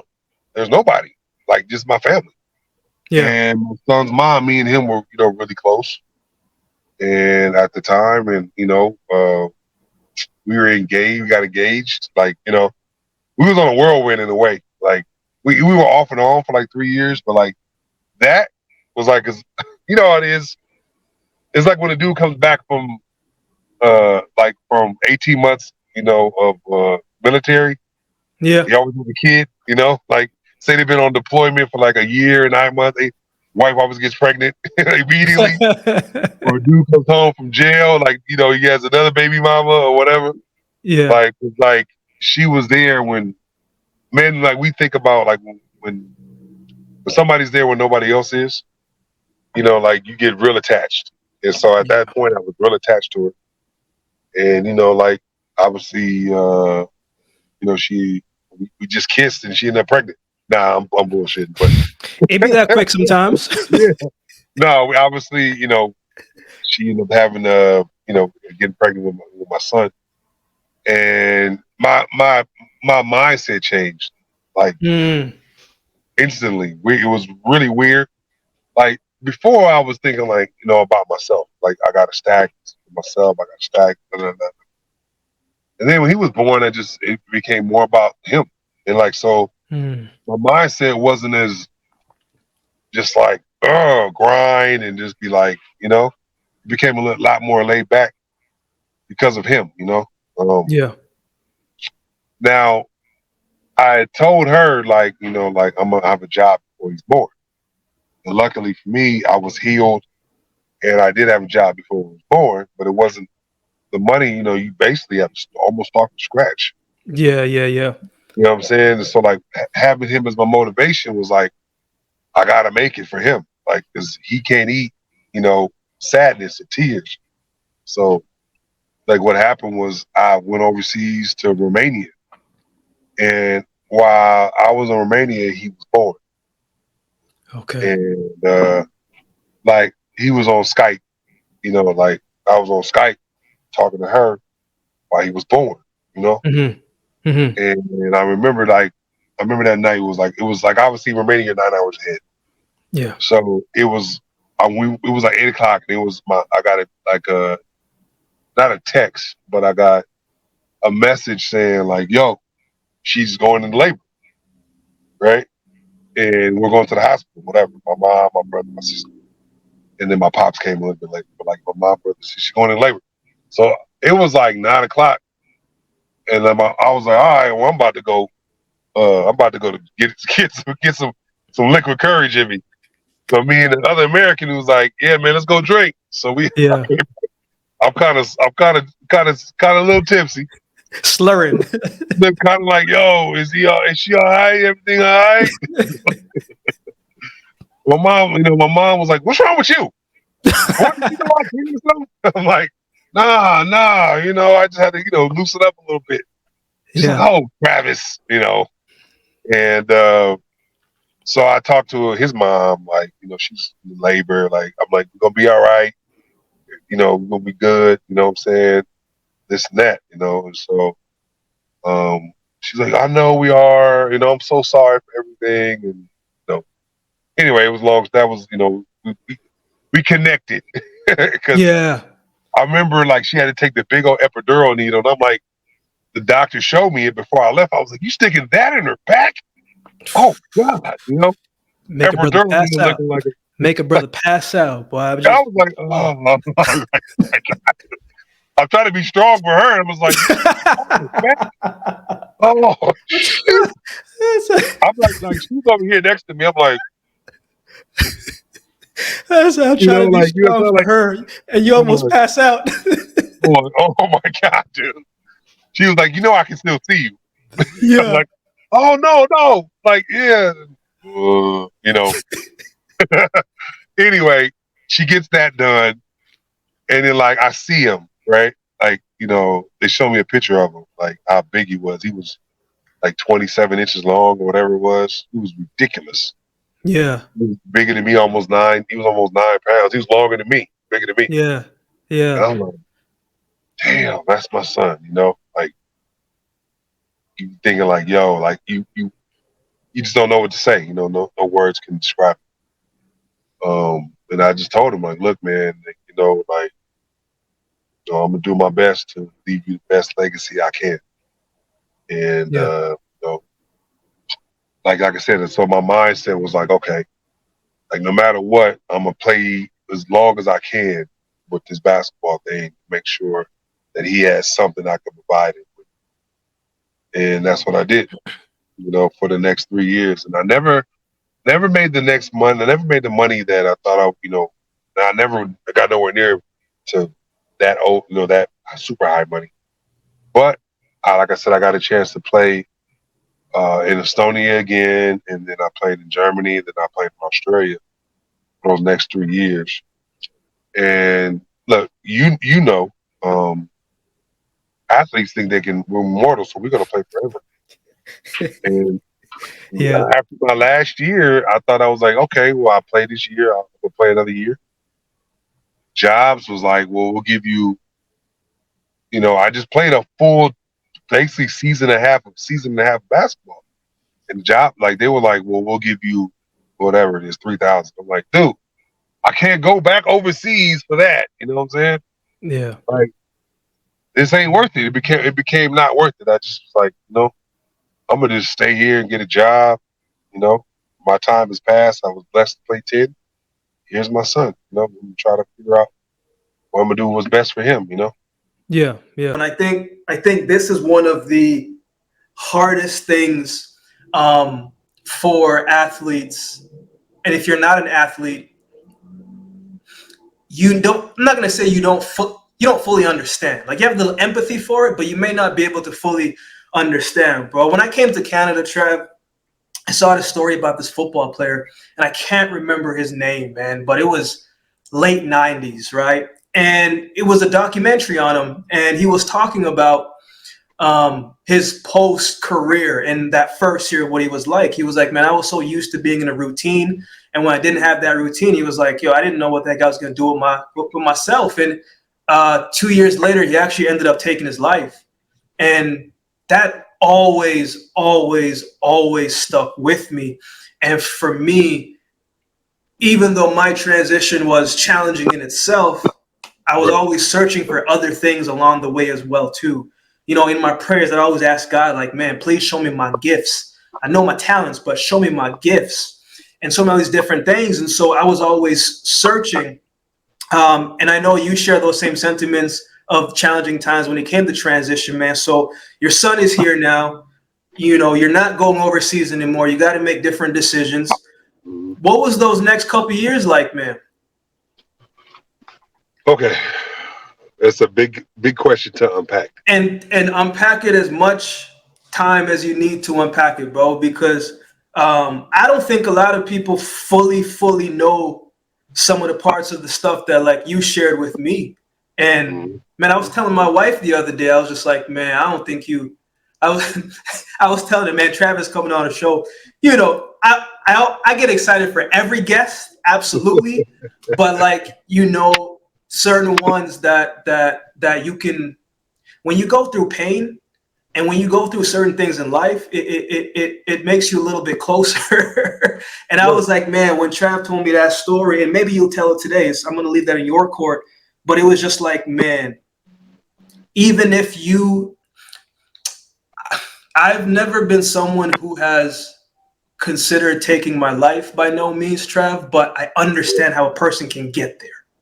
Mm-hmm. Mm-hmm. So I'm Mm-hmm. gonna throw it to you, man, because every person's journey to transition isn't the same. It's a lot more difficult for others, especially when, as you talked about before we closed out, the invincibility part. You're not thinking about coming out when you're dropping 25 and 11. You're not thinking about that.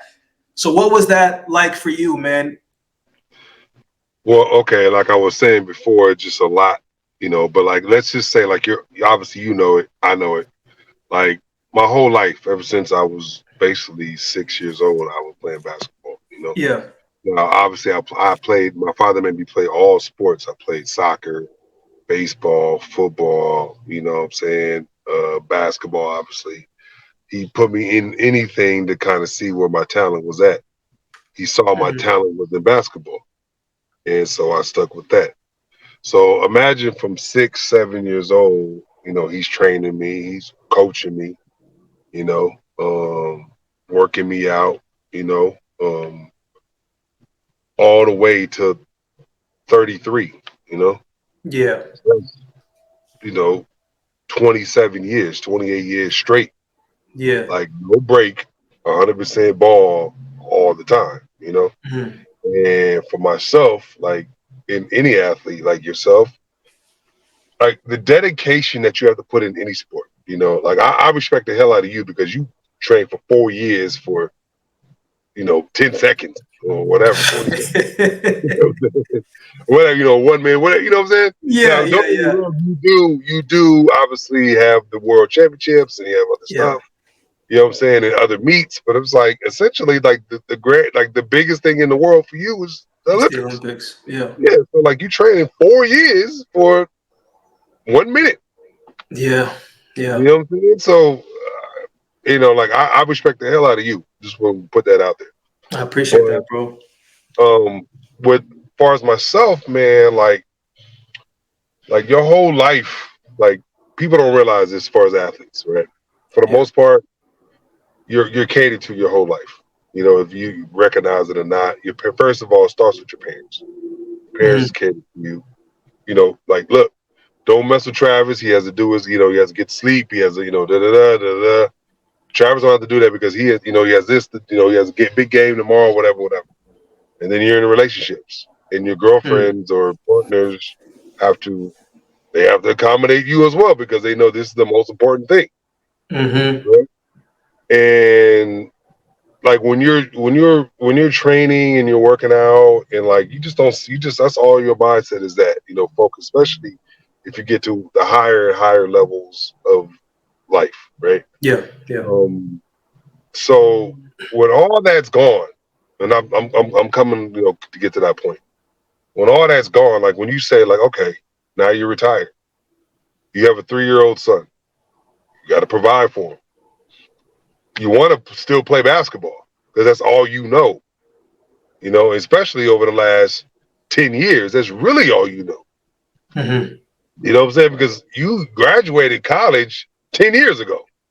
And that was me. You know what I'm saying? So it wasn't like I was, doing anything besides my focus was basketball. So when I would get up, when I was trained, when I was overseas, or when I was overseas, or when I was practicing in the States, my whole thing was I get up like 7, 8 o'clock, go work out with my trainer, one trainer Mm-hmm. in the morning, take a till like 10 o'clock, take a break, go to the gym, go weights, for a couple hours, take a break, you know, maybe get something to eat, but most likely just get something, a snack or something. I go to the gym, play pickup for a couple hours, and then I end it at the end of the day, with like a little bit of like cardio, Yeah. And that Mm-hmm. was No that was conditioning. yeah, conditioning. So like you figure Yeah. you go from say 8 in the morning, 9 in the morning to like 4 or 5 in the afternoon, Like you're doing a job, but your job is basketball. Yeah. And so like for myself at my peak, I was great because I was always in shape. I was ready to go, like it was pre injury surgery, whatever. So that was my job. That's all I did. I didn't do anything else. Like maybe Mm-hmm. besides kick it with girls or something like that, or kick it with my homies. Mm-hmm. My job was that. And like even them, and all my homies I was kicking with at that time was doing the same thing I was doing. We was all sometimes working together. You know what I'm saying? Working out together. So Yeah. like we would get up, we would have our personal trainers. I would work out with mine, doing something like like with weights or boxing or cardio. My other Yeah. boy would work out with his trainer, and then we would meet up with each other. This is my best friend Billy Knight. We would meet up with each other, lift weights together at the gym, play pickup together at the gym, do a little bit of cardio. You know what I'm saying? All that we was doing that together. So like, Mm-hmm. and that was every day or 6 days a week, and then on Sunday is rest day. To recoup. And so I'm saying all that to be like, when all that's gone and you just like, man, I have no idea what I'm gonna do, because it's a situation where like, what am I besides you just come to you. What am I besides basketball? So if you Yeah. go from the point of making, like I was telling you before, making, you're not making $50 million a year like they are now in the NBA, but like let's just say you're making 200,000, 100,000, 150,000.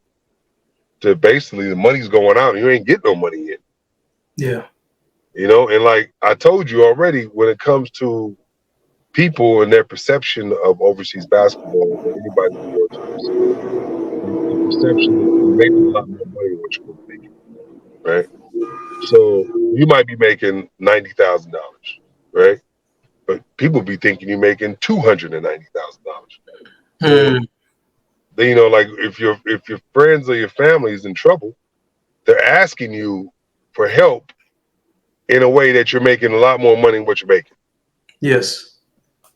So like you say you have, let's just say on the high end, you have $70,000 in the bank, right?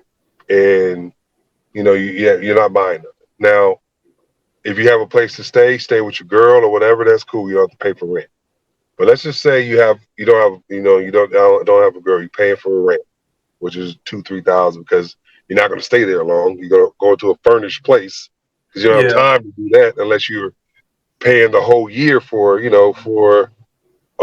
the whole year for, like your apartment or whatever the case is, you Yeah. know, and that money's just going out, right? So you got to eat, you got to sleep, you got to work out, you got to pay these trainers, you got to, what I'm saying? And so like, of course, when your family come home, they'd be like, man, like I need help on this bill, whatever the case is, So you be, like I need help on this bill, I need help to whatever. So that it'd be like 100. Used to when you started, when they knew you first started, it might be $100 or 200, but then it gets up to 2,000, 3,000, 4,000, Yeah. type of money. And so like you be thinking the money, oh man, I'm good. I got 90,000, 80, whatever. It says 70,000 in the bank. Before you know it, you look at your bank account, you got 30 G's in there because you can Hmm. fit 40 with everything you're doing, Yeah. right? Because you're thinking the money's not going to run out. So the money runs out. Now for me at the time, like I said, I was, child support. So whatever I was making, I had to send that money back to her.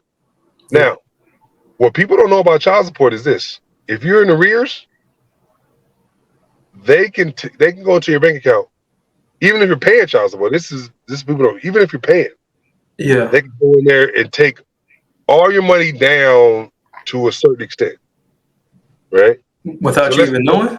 without you even knowing. So you walk in a bank, and that's happened to me a couple times. Yeah.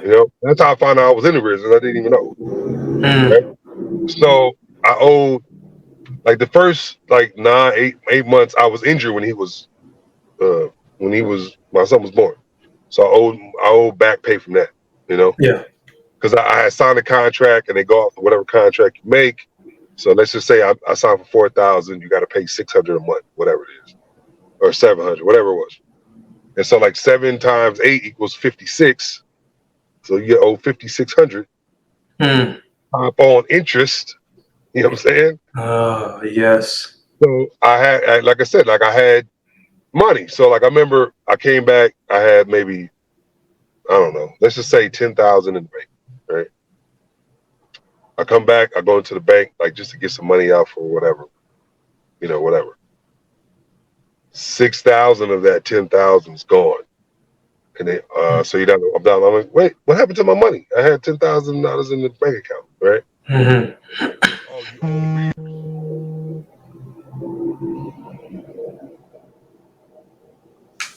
They're like, oh, you owe rears, so we take your money, pay it all back.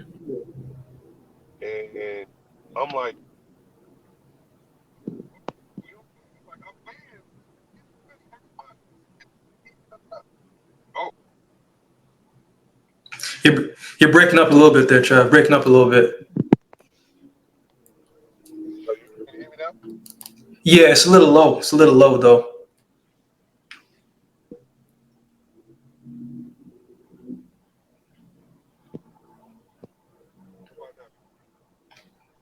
Still a little low. Yeah.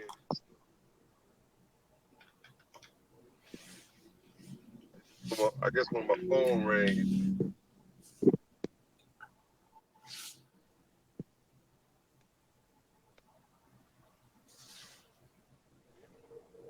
No, I can't hear you at all now. I'm gonna come out and I'm gonna come back in. Okay. Yeah.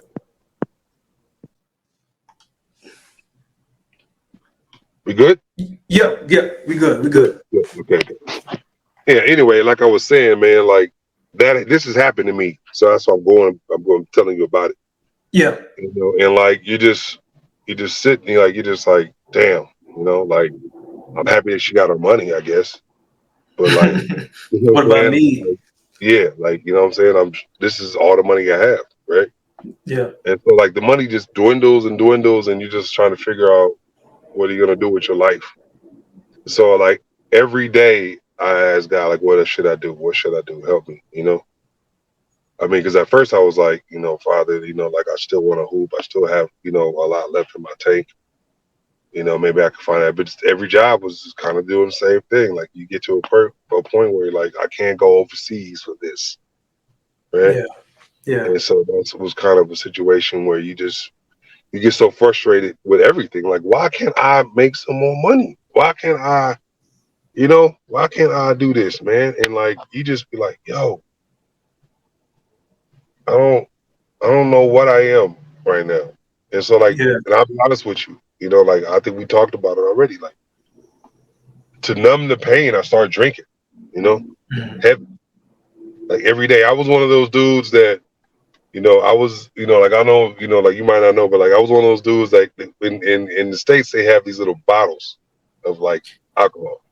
Yeah. So Yeah. Kind of the same ones that they put in like the airplanes, right? The little yeah, small yeah, things. these little Yeah. small ones that cost like $2.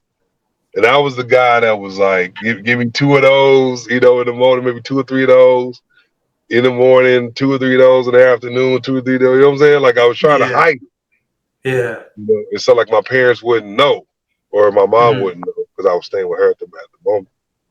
And I just was like, I'm just lost. And like, at that time, me and my son's mom wouldn't necessarily get along, you know, I'm just trying to figure out. So I took a job I didn't want to do. I wouldn't. I ain't gonna say it on air, Yeah. Yeah. but just say just to let y'all know I hated it, right, Yeah. to the core. And I was making nothing. She was taking half of it with child support. You know, Making nothing, and she was taking half. I was making literally nothing, and she was taking half of it. You know what I'm saying? And it was just like, God, I know this sounds bad, and I know it sounds like a woe with me kind of thing, but I was like, God, was I that big of an asshole? I couldn't, Yeah. like you blamed there. I was mad. I was mad at the world. I was mad at God. I was mad at myself. Everything. I cried myself to sleep literally every night, you know. Hmm. And it was just I'm sleeping on the floor of my mom's house or sleeping on the couch bed, and just I was frustrated with myself. and frustrated where I was at as a person, and nothing worse for me than a man is not being able to really provide for your son. And that's how Yeah. I felt I wasn't providing for him. So I know this is a long-winded answer, but I just think that like in my situation, it became just to the point where like if something happened to me, it don't start like people just think like when people just wake up, you know what, I'm just kill, I'm gonna think about this, doing this, killing myself. They don't work that way, at least on my Hmm. end, Hmm. right? You just think in your head like, like one day you just be like, man, what will happen if I wasn't here? Who would come to my funeral?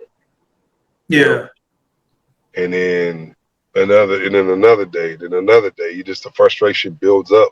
It's a build process, until one day you just like, fuck it, Hmm. so maybe something happens.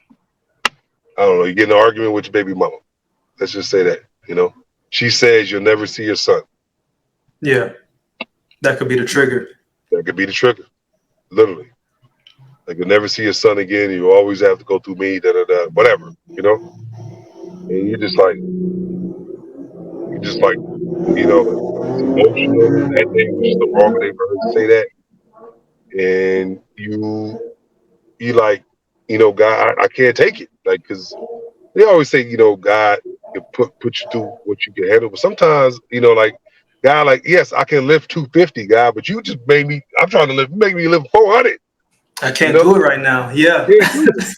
I'm not up to 400. Like 250, okay, I can barely make it, but like you expect me to live 400, and I'm just, and so like I'm like, man, I can't, and I just, like you just think like, fuck it, And I remember my family was gone. My mom, when my brother was gone, sister was gone. My mom was, she went to the grocery store, whatever. I was just sitting there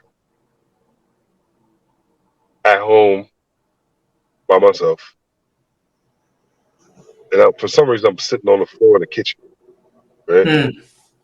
So I'm, I have a, I have like a knife, just a knife, and I'm sitting there, and like it's just like devil and angel On both shoulders. on Yeah. both shoulders. Like, man, you should just fuck it, man. Like, and like fuck it, like you know what I'm saying? Like that would show her, that would show your baby's mama. Like now, like your son is gone, I mean, the dude who created, you know what I'm saying? Like it, it's hard to explain, but it's just like your mindset is just at a place where it's just darkness, and ain't no Yeah. no Yeah. happiness. And I remember like right when I was about to do it, almost like my mom comes in the door and like walks to the kitchen, and she sees me, and she runs and just slaps the shit out of me. Mm. Ram, right? And I'm just like, she was like, and then she immediately starts crying after, you know. Yeah. But that's how moms are, you know what I'm saying? Yeah. And she's like, "You're not a coward. You ain't a coward." That's the first thing she says. That's coward. You Yeah. ain't.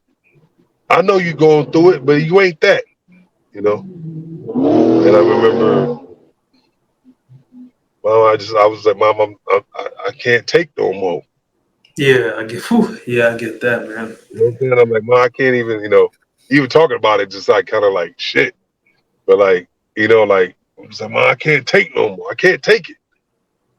She was like, you gonna get through it, and you know, my mom knows it because like she went through it, uh, at one time because her and my father divorced, or whatever. She was at a low point. I don't know if she was thinking about doing that. I know she Yeah. went through, depression, Um, so I just was like, "You right, Mom." Like I'm at my wits end. So I remember, like talking to her, And she said, we don't, like, and besides me telling you this, like, like we ain't really talked about it. Just we kept it between us. This is obviously years ago, Yeah. And like I just told her, like she was like, look, if you ever feel this way, come to me first. Mm. Don't don't ever do this again without talking to me first. And so, uh, I had to go to funny things. I had to go to work that night. I was working like the midnight shift, like I was working from 11 to 8 or 11 to 7, you know what I'm saying? Mm-hmm. And, like when you're working from 11 to 7, you're supposed to sleep during the day. But, you know what I'm saying? It's like I couldn't sleep that day, Yeah. And so, she was just like, I know you're going through it, son. I know I hurt you are, but, like that was kind of like, all right, I have to figure out something, right? Mm. I have to figure out what the fuck I am besides basketball because I do want to be there for my son. Yeah. I don't want to not be here and then like he just I want to be here. Just essentially that. Well, man, I get even getting chills when you're saying that, bro, because it's like, man, I think anybody who has lived enough and have gotten some experience in life and definitely some challenges have said, yo, I can't take this anymore, bro. Like, I remember saying that a couple of years ago. Like, it wasn't even that long for me. Like, I was saying that a couple of years. It was a couple of years ago, and it's like, man, I think one of the things, Trav, I think when it comes to transition, man, like my whole life, people have always told me, like different parts is like, like pastors and just random people, like they always say, Keem, there's this thing about you, man. You're gonna do great things. Like you're gonna change the world. You're gonna impact the world. And I'm not someone who really likes that because nothing wrong with it. I'm completely grateful for whenever someone says that to me, man. I receive it wholeheartedly, and I am appreciative of it. But you don't know what, you don't know how, you don't know when. And that's the mystery of trying to figure things out. Like I always say like this, man, like I'm someone who physically, like if I have no issues with doing the work, I will get up at any time if I have to. I will physically put myself in whatever thing that I need to do. But it's just like, man, physically, as we know in athletes, man, physically the work is the work. You don't even got to worry about that. But it's like it's the other things. Like I always felt like, and it might seem crazy to other people because of what the perception is. Like I always felt like, dog, like man, I don't even know if I'm smart enough to figure this out.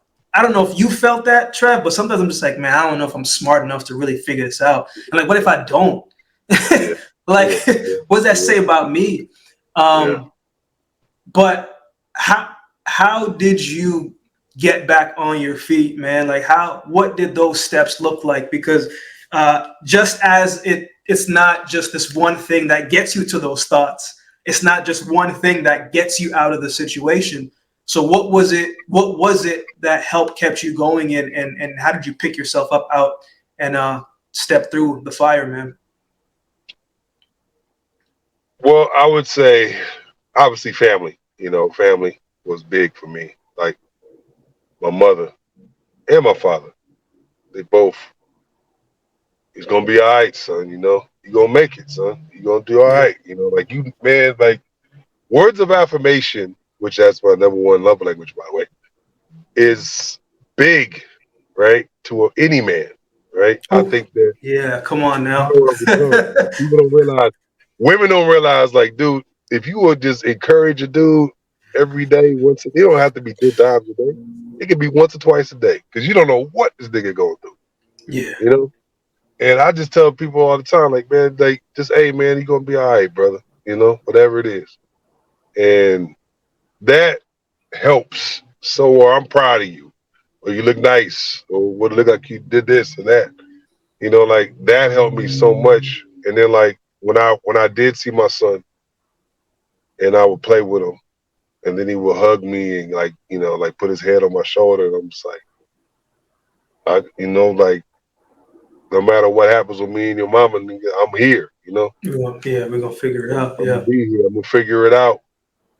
And all it took was one thing, you know, Mm. like like it just took that. And so like I'm working, like I told you, I'm working the job, you know, I hate. And then I go, my pops tells me about like a job fair, you know. Like the funny thing is like, one of them job fairs that's at a hotel. Yeah. So you go there, like, I had to work at night, so I got up, actually I didn't even sleep. I just came back from work, took a shower, drove down to LA. And I said, I'm gonna just grind. And at that time I was putting in 50 resumes a day, 50 Wow. a week. I was doing about, I was trying to do 5 resumes every single day, 5 to 10, just kind of depending. As long as I equaled out 50 resumes a week, I was happy. And some, how it is resumes. Some of them is easy apply. Some of them you got to put everything. It takes like an hour to do. And so I said, I'm gonna go to this thing and see what happens. Yeah. So this job fair, and so like I go to a job fair, and I'm like, okay, there's some jobs, some jobs that I really don't want, but I'm like, forget, I'll apply anyway. Some Mm-hmm. jobs I did, I was like, all right. So I see this job, enterprise. Then I see the commercial, former athletes, you know, oh yeah, this person played track, this person was baseball, this person was football, like that, whatever. And like I was working the job I was doing, and then enterprise called me, and literally it happened within like a week, but less, like maybe 3 days, because like enterprise called me on a Tuesday, I had a phone call from them, and then they moved me to interview. I did 2 interviews in one day, and like I went and met the area. They call it the area manager, and then Mm-hmm. he was, "You want to go to the branch where you working at? You do another interview?" I was like, "Fuck it, yeah, let's do it. Yeah. Why not? Yeah. Yeah, why not? Fuck it. They ain't nothing to lose." So I did that, and I did the other interview, and then like maybe a day or two later, they called me. Like we wanna, we wanna hire you. And it just immediately just kind of just went to my knees, like, thank you, Yeah. like you just changed my life. And I'm not saying enterprise is like, like great or whatever, but it was enough financial help to where like if I pay child support, I'm not just living literally check to check. Mm-hmm. And I remember like like I went to my old job that night. Like, yeah, this is my last night. He was like, well, if you quit, you can't come back. I was like, good. Because I ain't coming back. I must have threw all my shit that I owed that was theirs to them. I even burned the shoes that I had bought for that job. You know what I'm saying? I'm like, I'm Yeah. never coming back to this shit. I'm never doing this shit again. You know, Yeah. no matter what happens, I'm never doing this again. So it was just like that was the biggest blessing. Like, and like I said, it wasn't even enterprise. Obviously, it was a stepping stone. But Yes. like the first step is the hardest step. And so Yeah. like just getting on with that, and that's kind of how I started. Like my parents helped me. I bought a car for work. You know what I'm saying? So like I started kind of getting my life back, on track, if you want to say, Yeah. and like I had a car. I was making a little bit of money, but I was seeing my son. Child support was, she was getting the money. So like I was like, okay, I'm living now. It's kind of like, like you feel like you was drowning before, but like, okay, now I'm above, I'm floating. You know, You can take a you can get some of that fresh air a little bit. like, Yeah. I'm above the water. Like, okay, I might be just like right here. The water might be at my chin, Still but some. it's something, right? Yeah. And so that's kind of like what that was, man. Like it was just, because at the time before that, I was just, like I said, I hated myself. I hated everything. And I remember my mom, she's an emotional woman. I got hired, she was crying. Like, I know how much you've been through. Da, da, da. I know. I'm so proud of you. She's like, Mom, why are you crying, Mama? Like, I just know, Mama. She was like, son, I just love you so much, man. I'm just, so happy that you can at least, move forward in your life. Yeah. Yeah. And so, like, that was kind of like the first, how I got out of it, like the first step to where, things just build and build and to where I'm at now. Trev, I got two more questions for you, bro, because we could literally talk for another 5 hours on this, man. Going back to what the thoughts during that time when it was a low moment for you, man, and then coming back to now, we every experiences teach us a little bit more about ourselves, whether we know it, whether we're just learning it, or whether we kind of block it out. And so for me, I know when, like, I'm going to have to do a little bit more work on that day to get to here, to get to be positive and to get to be, doing what I got to do. I don't believe that anybody just wakes up positively and motivated and ready to go. And if you do, man, send me what you got going on. But I Right. think that every day you wake up, depending on your situation, I think you wake up, you're neutral. But depending on your situation, if things are going great, you're going to be a little bit giddier. You're going to be nice. You're going to be straight. But if things are challenging, it's going to take a little bit more work. What do you do now at this stage in your life from a practical standpoint Mm-hmm. to keep yourself moving day to day, man? Like, I'll share. Like, for me, it's I got to get into the word every day. Um, it encourages me, man. I'm a person of faith. Mm-hmm. And even if you're not a person, even if you don't believe in God, man, I challenge you to open the Bible. It teaches it'll teach you principles. So it's that, and it's working out. Now, working out doesn't have to be anything crazy, bro. It could be like a walk, right? Mm-hmm. It could be a walk. I'll throw in a podcast, and it's one day at a time. So those are kind of the three things that kind of centers me now. And if I miss one of those ones, like, I can feel it. Mm-hmm. What does that look like for you, man? What are some practical things that help you when you feel yourself, kind of fading a little bit mentally? Well, I definitely. Well, I mean, my job, I do a lot of driving, because I go from place to place. So, like I like you said, man, I talk to God. I just literally like we just talking, like me and you talking right now. Yeah, Like God, like I'm trying to make this happen. I'm trying to make that happen. What do you think about this? What do you think about that? Please let me know. Like your will, not mine. mm, And I tell her, I just talk to him, like, God, I'm trying to, help me with my son, make me make the best decisions for him, help me to be the best man I can be for him. Like whatever the case is, I talk to God and I talk to my father, like my father, he's my best friend, Um,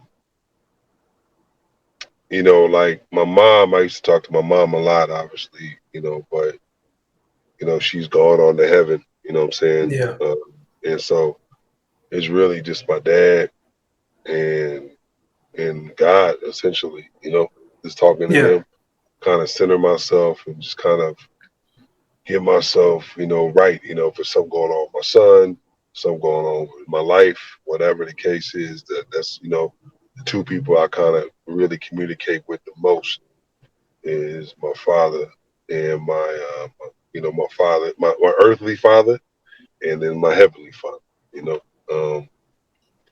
Ever since then, like, cause like, I think, I don't know if we talked about it, maybe we did. Like, my best friend who I grew up with, I've been knowing him since I was like 13, 14, uh, that that point where he couldn't take it anymore, Yeah. he actually went through with it. He actually did Yeah. commit suicide.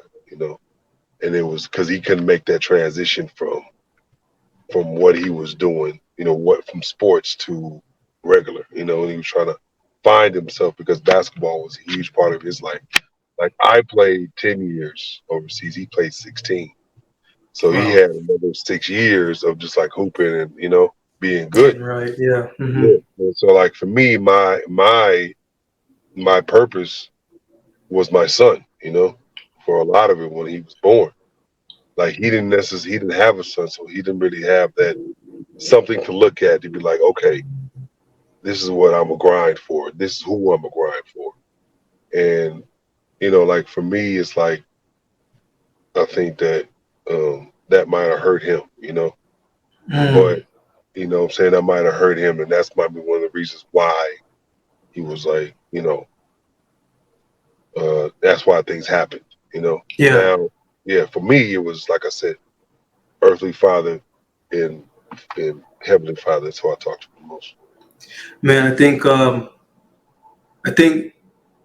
women do such a better job, and this is they're wired naturally, created this way to be able to be a little bit more in tune with their emotions, and they will talk to their close girlfriends or their parents or whatever the case may be. Like they gonna get it out. You know what I'm saying? Like like growing up with my mom, she had me young, so I got to grow up with her. And my mom was always someone who, yeah, she would complain about certain things, but then Mm-hmm. she would go out and do what she was complaining about and wouldn't complain about it, but come back and complain about it. And the next day go and do it. The level of strength that I saw in her, but, um, you know, more times than not, men don't really do that. And they don't really have a safe space to be able to have that conversation and to be able to say it like, and I always say it like this, man. Like I tell my people all the time, I was like, if you're going through something, man, you just let me know and you have my number, right? Yeah. And if we are friends, then you will respect me enough on what I say to hold me accountable for what I say to you.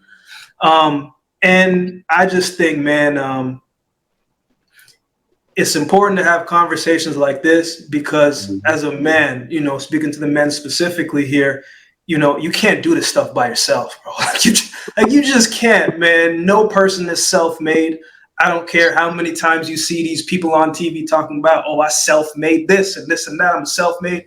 It's like, nah, man. That's never the case. And if you think like that, you don't want to be in a position where that's all you think about. You know what I'm saying?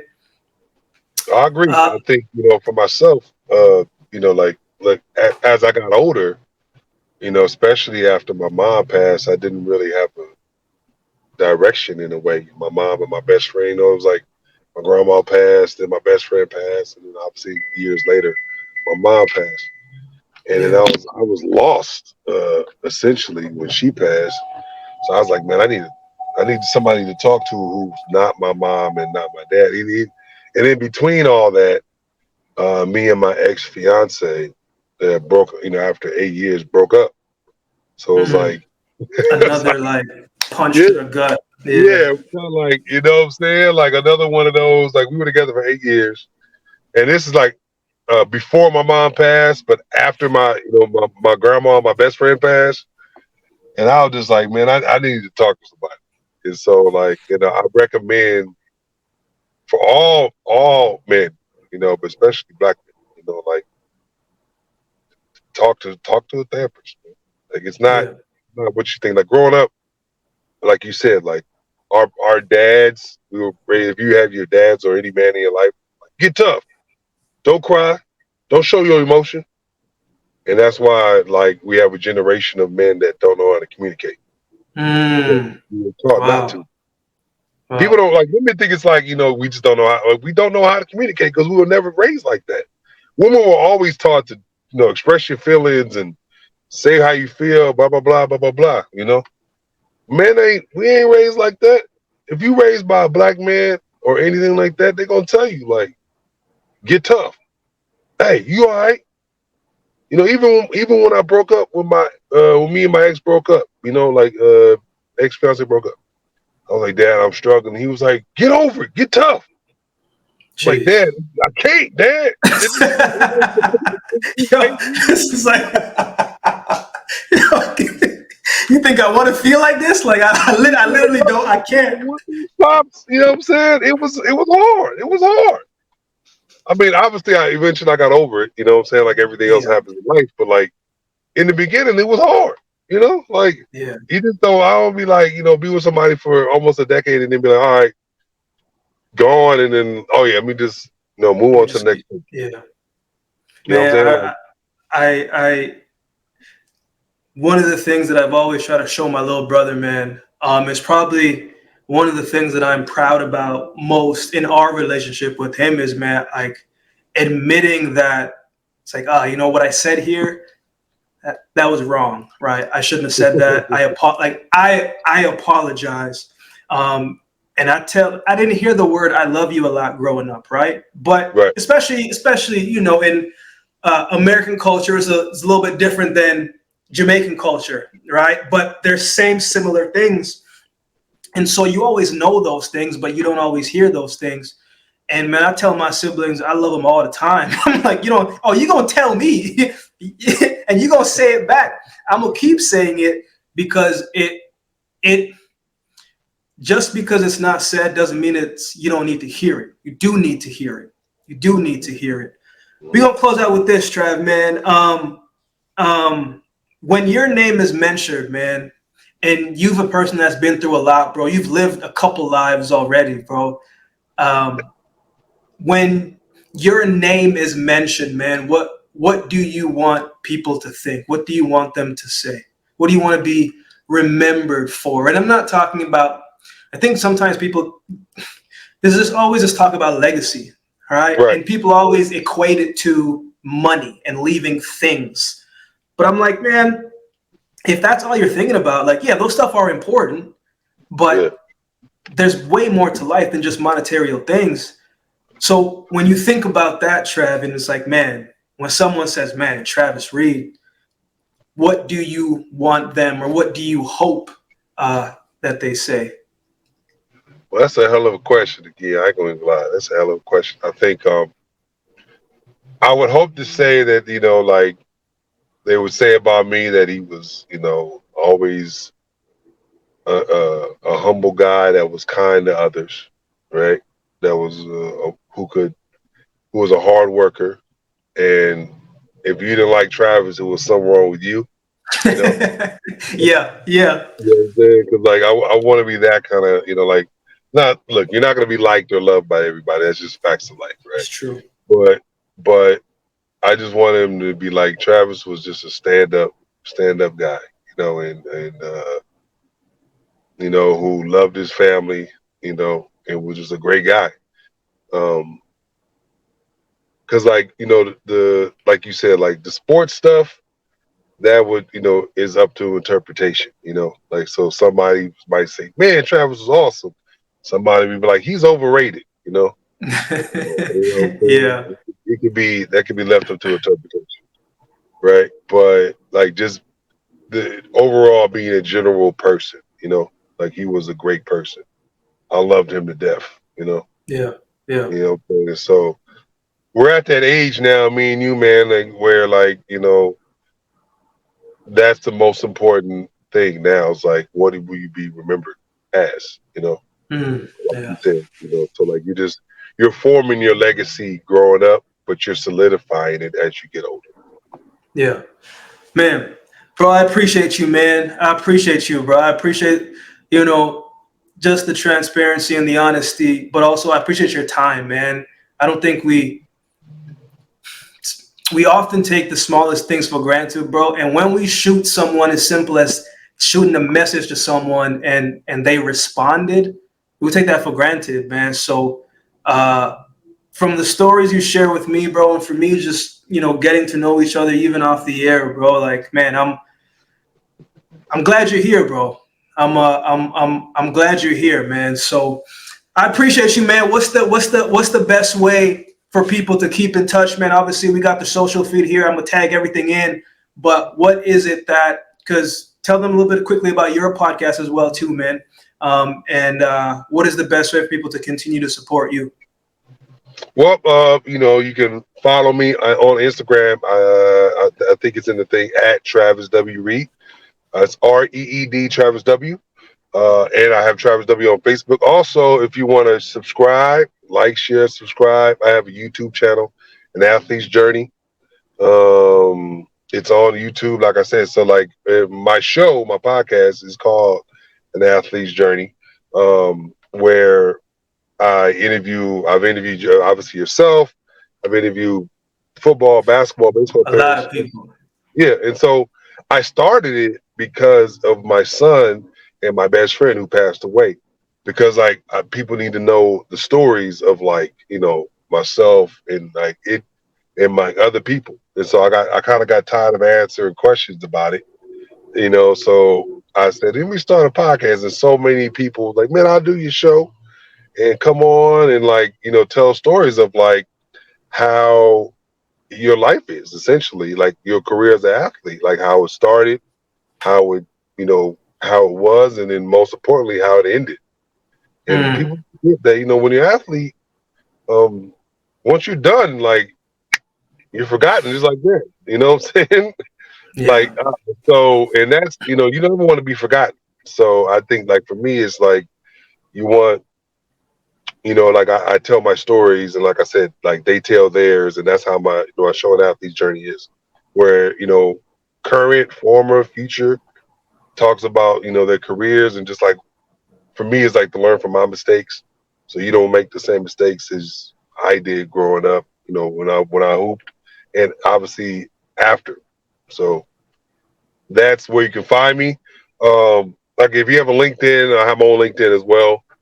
Travis Reed, you can find me. Travis Reed Book Club. I have a book club, it's on LinkedIn. Um, so yeah, like I said, Facebook, Instagram, YouTube, like I said, follow, subscribe, like I said, because I put shows like our interview and things like that. Yeah. Also, if you're looking for it to listen, just listen to it. It's on Spotify, Apple Podcast, iHeartRadio, et cetera, et cetera. I have a bunch of shows on all those platforms. Trav, appreciate you, man. I'll definitely tag everything and tap everything in, man, as always, man. Thanks again, bro. I really appreciate you, man.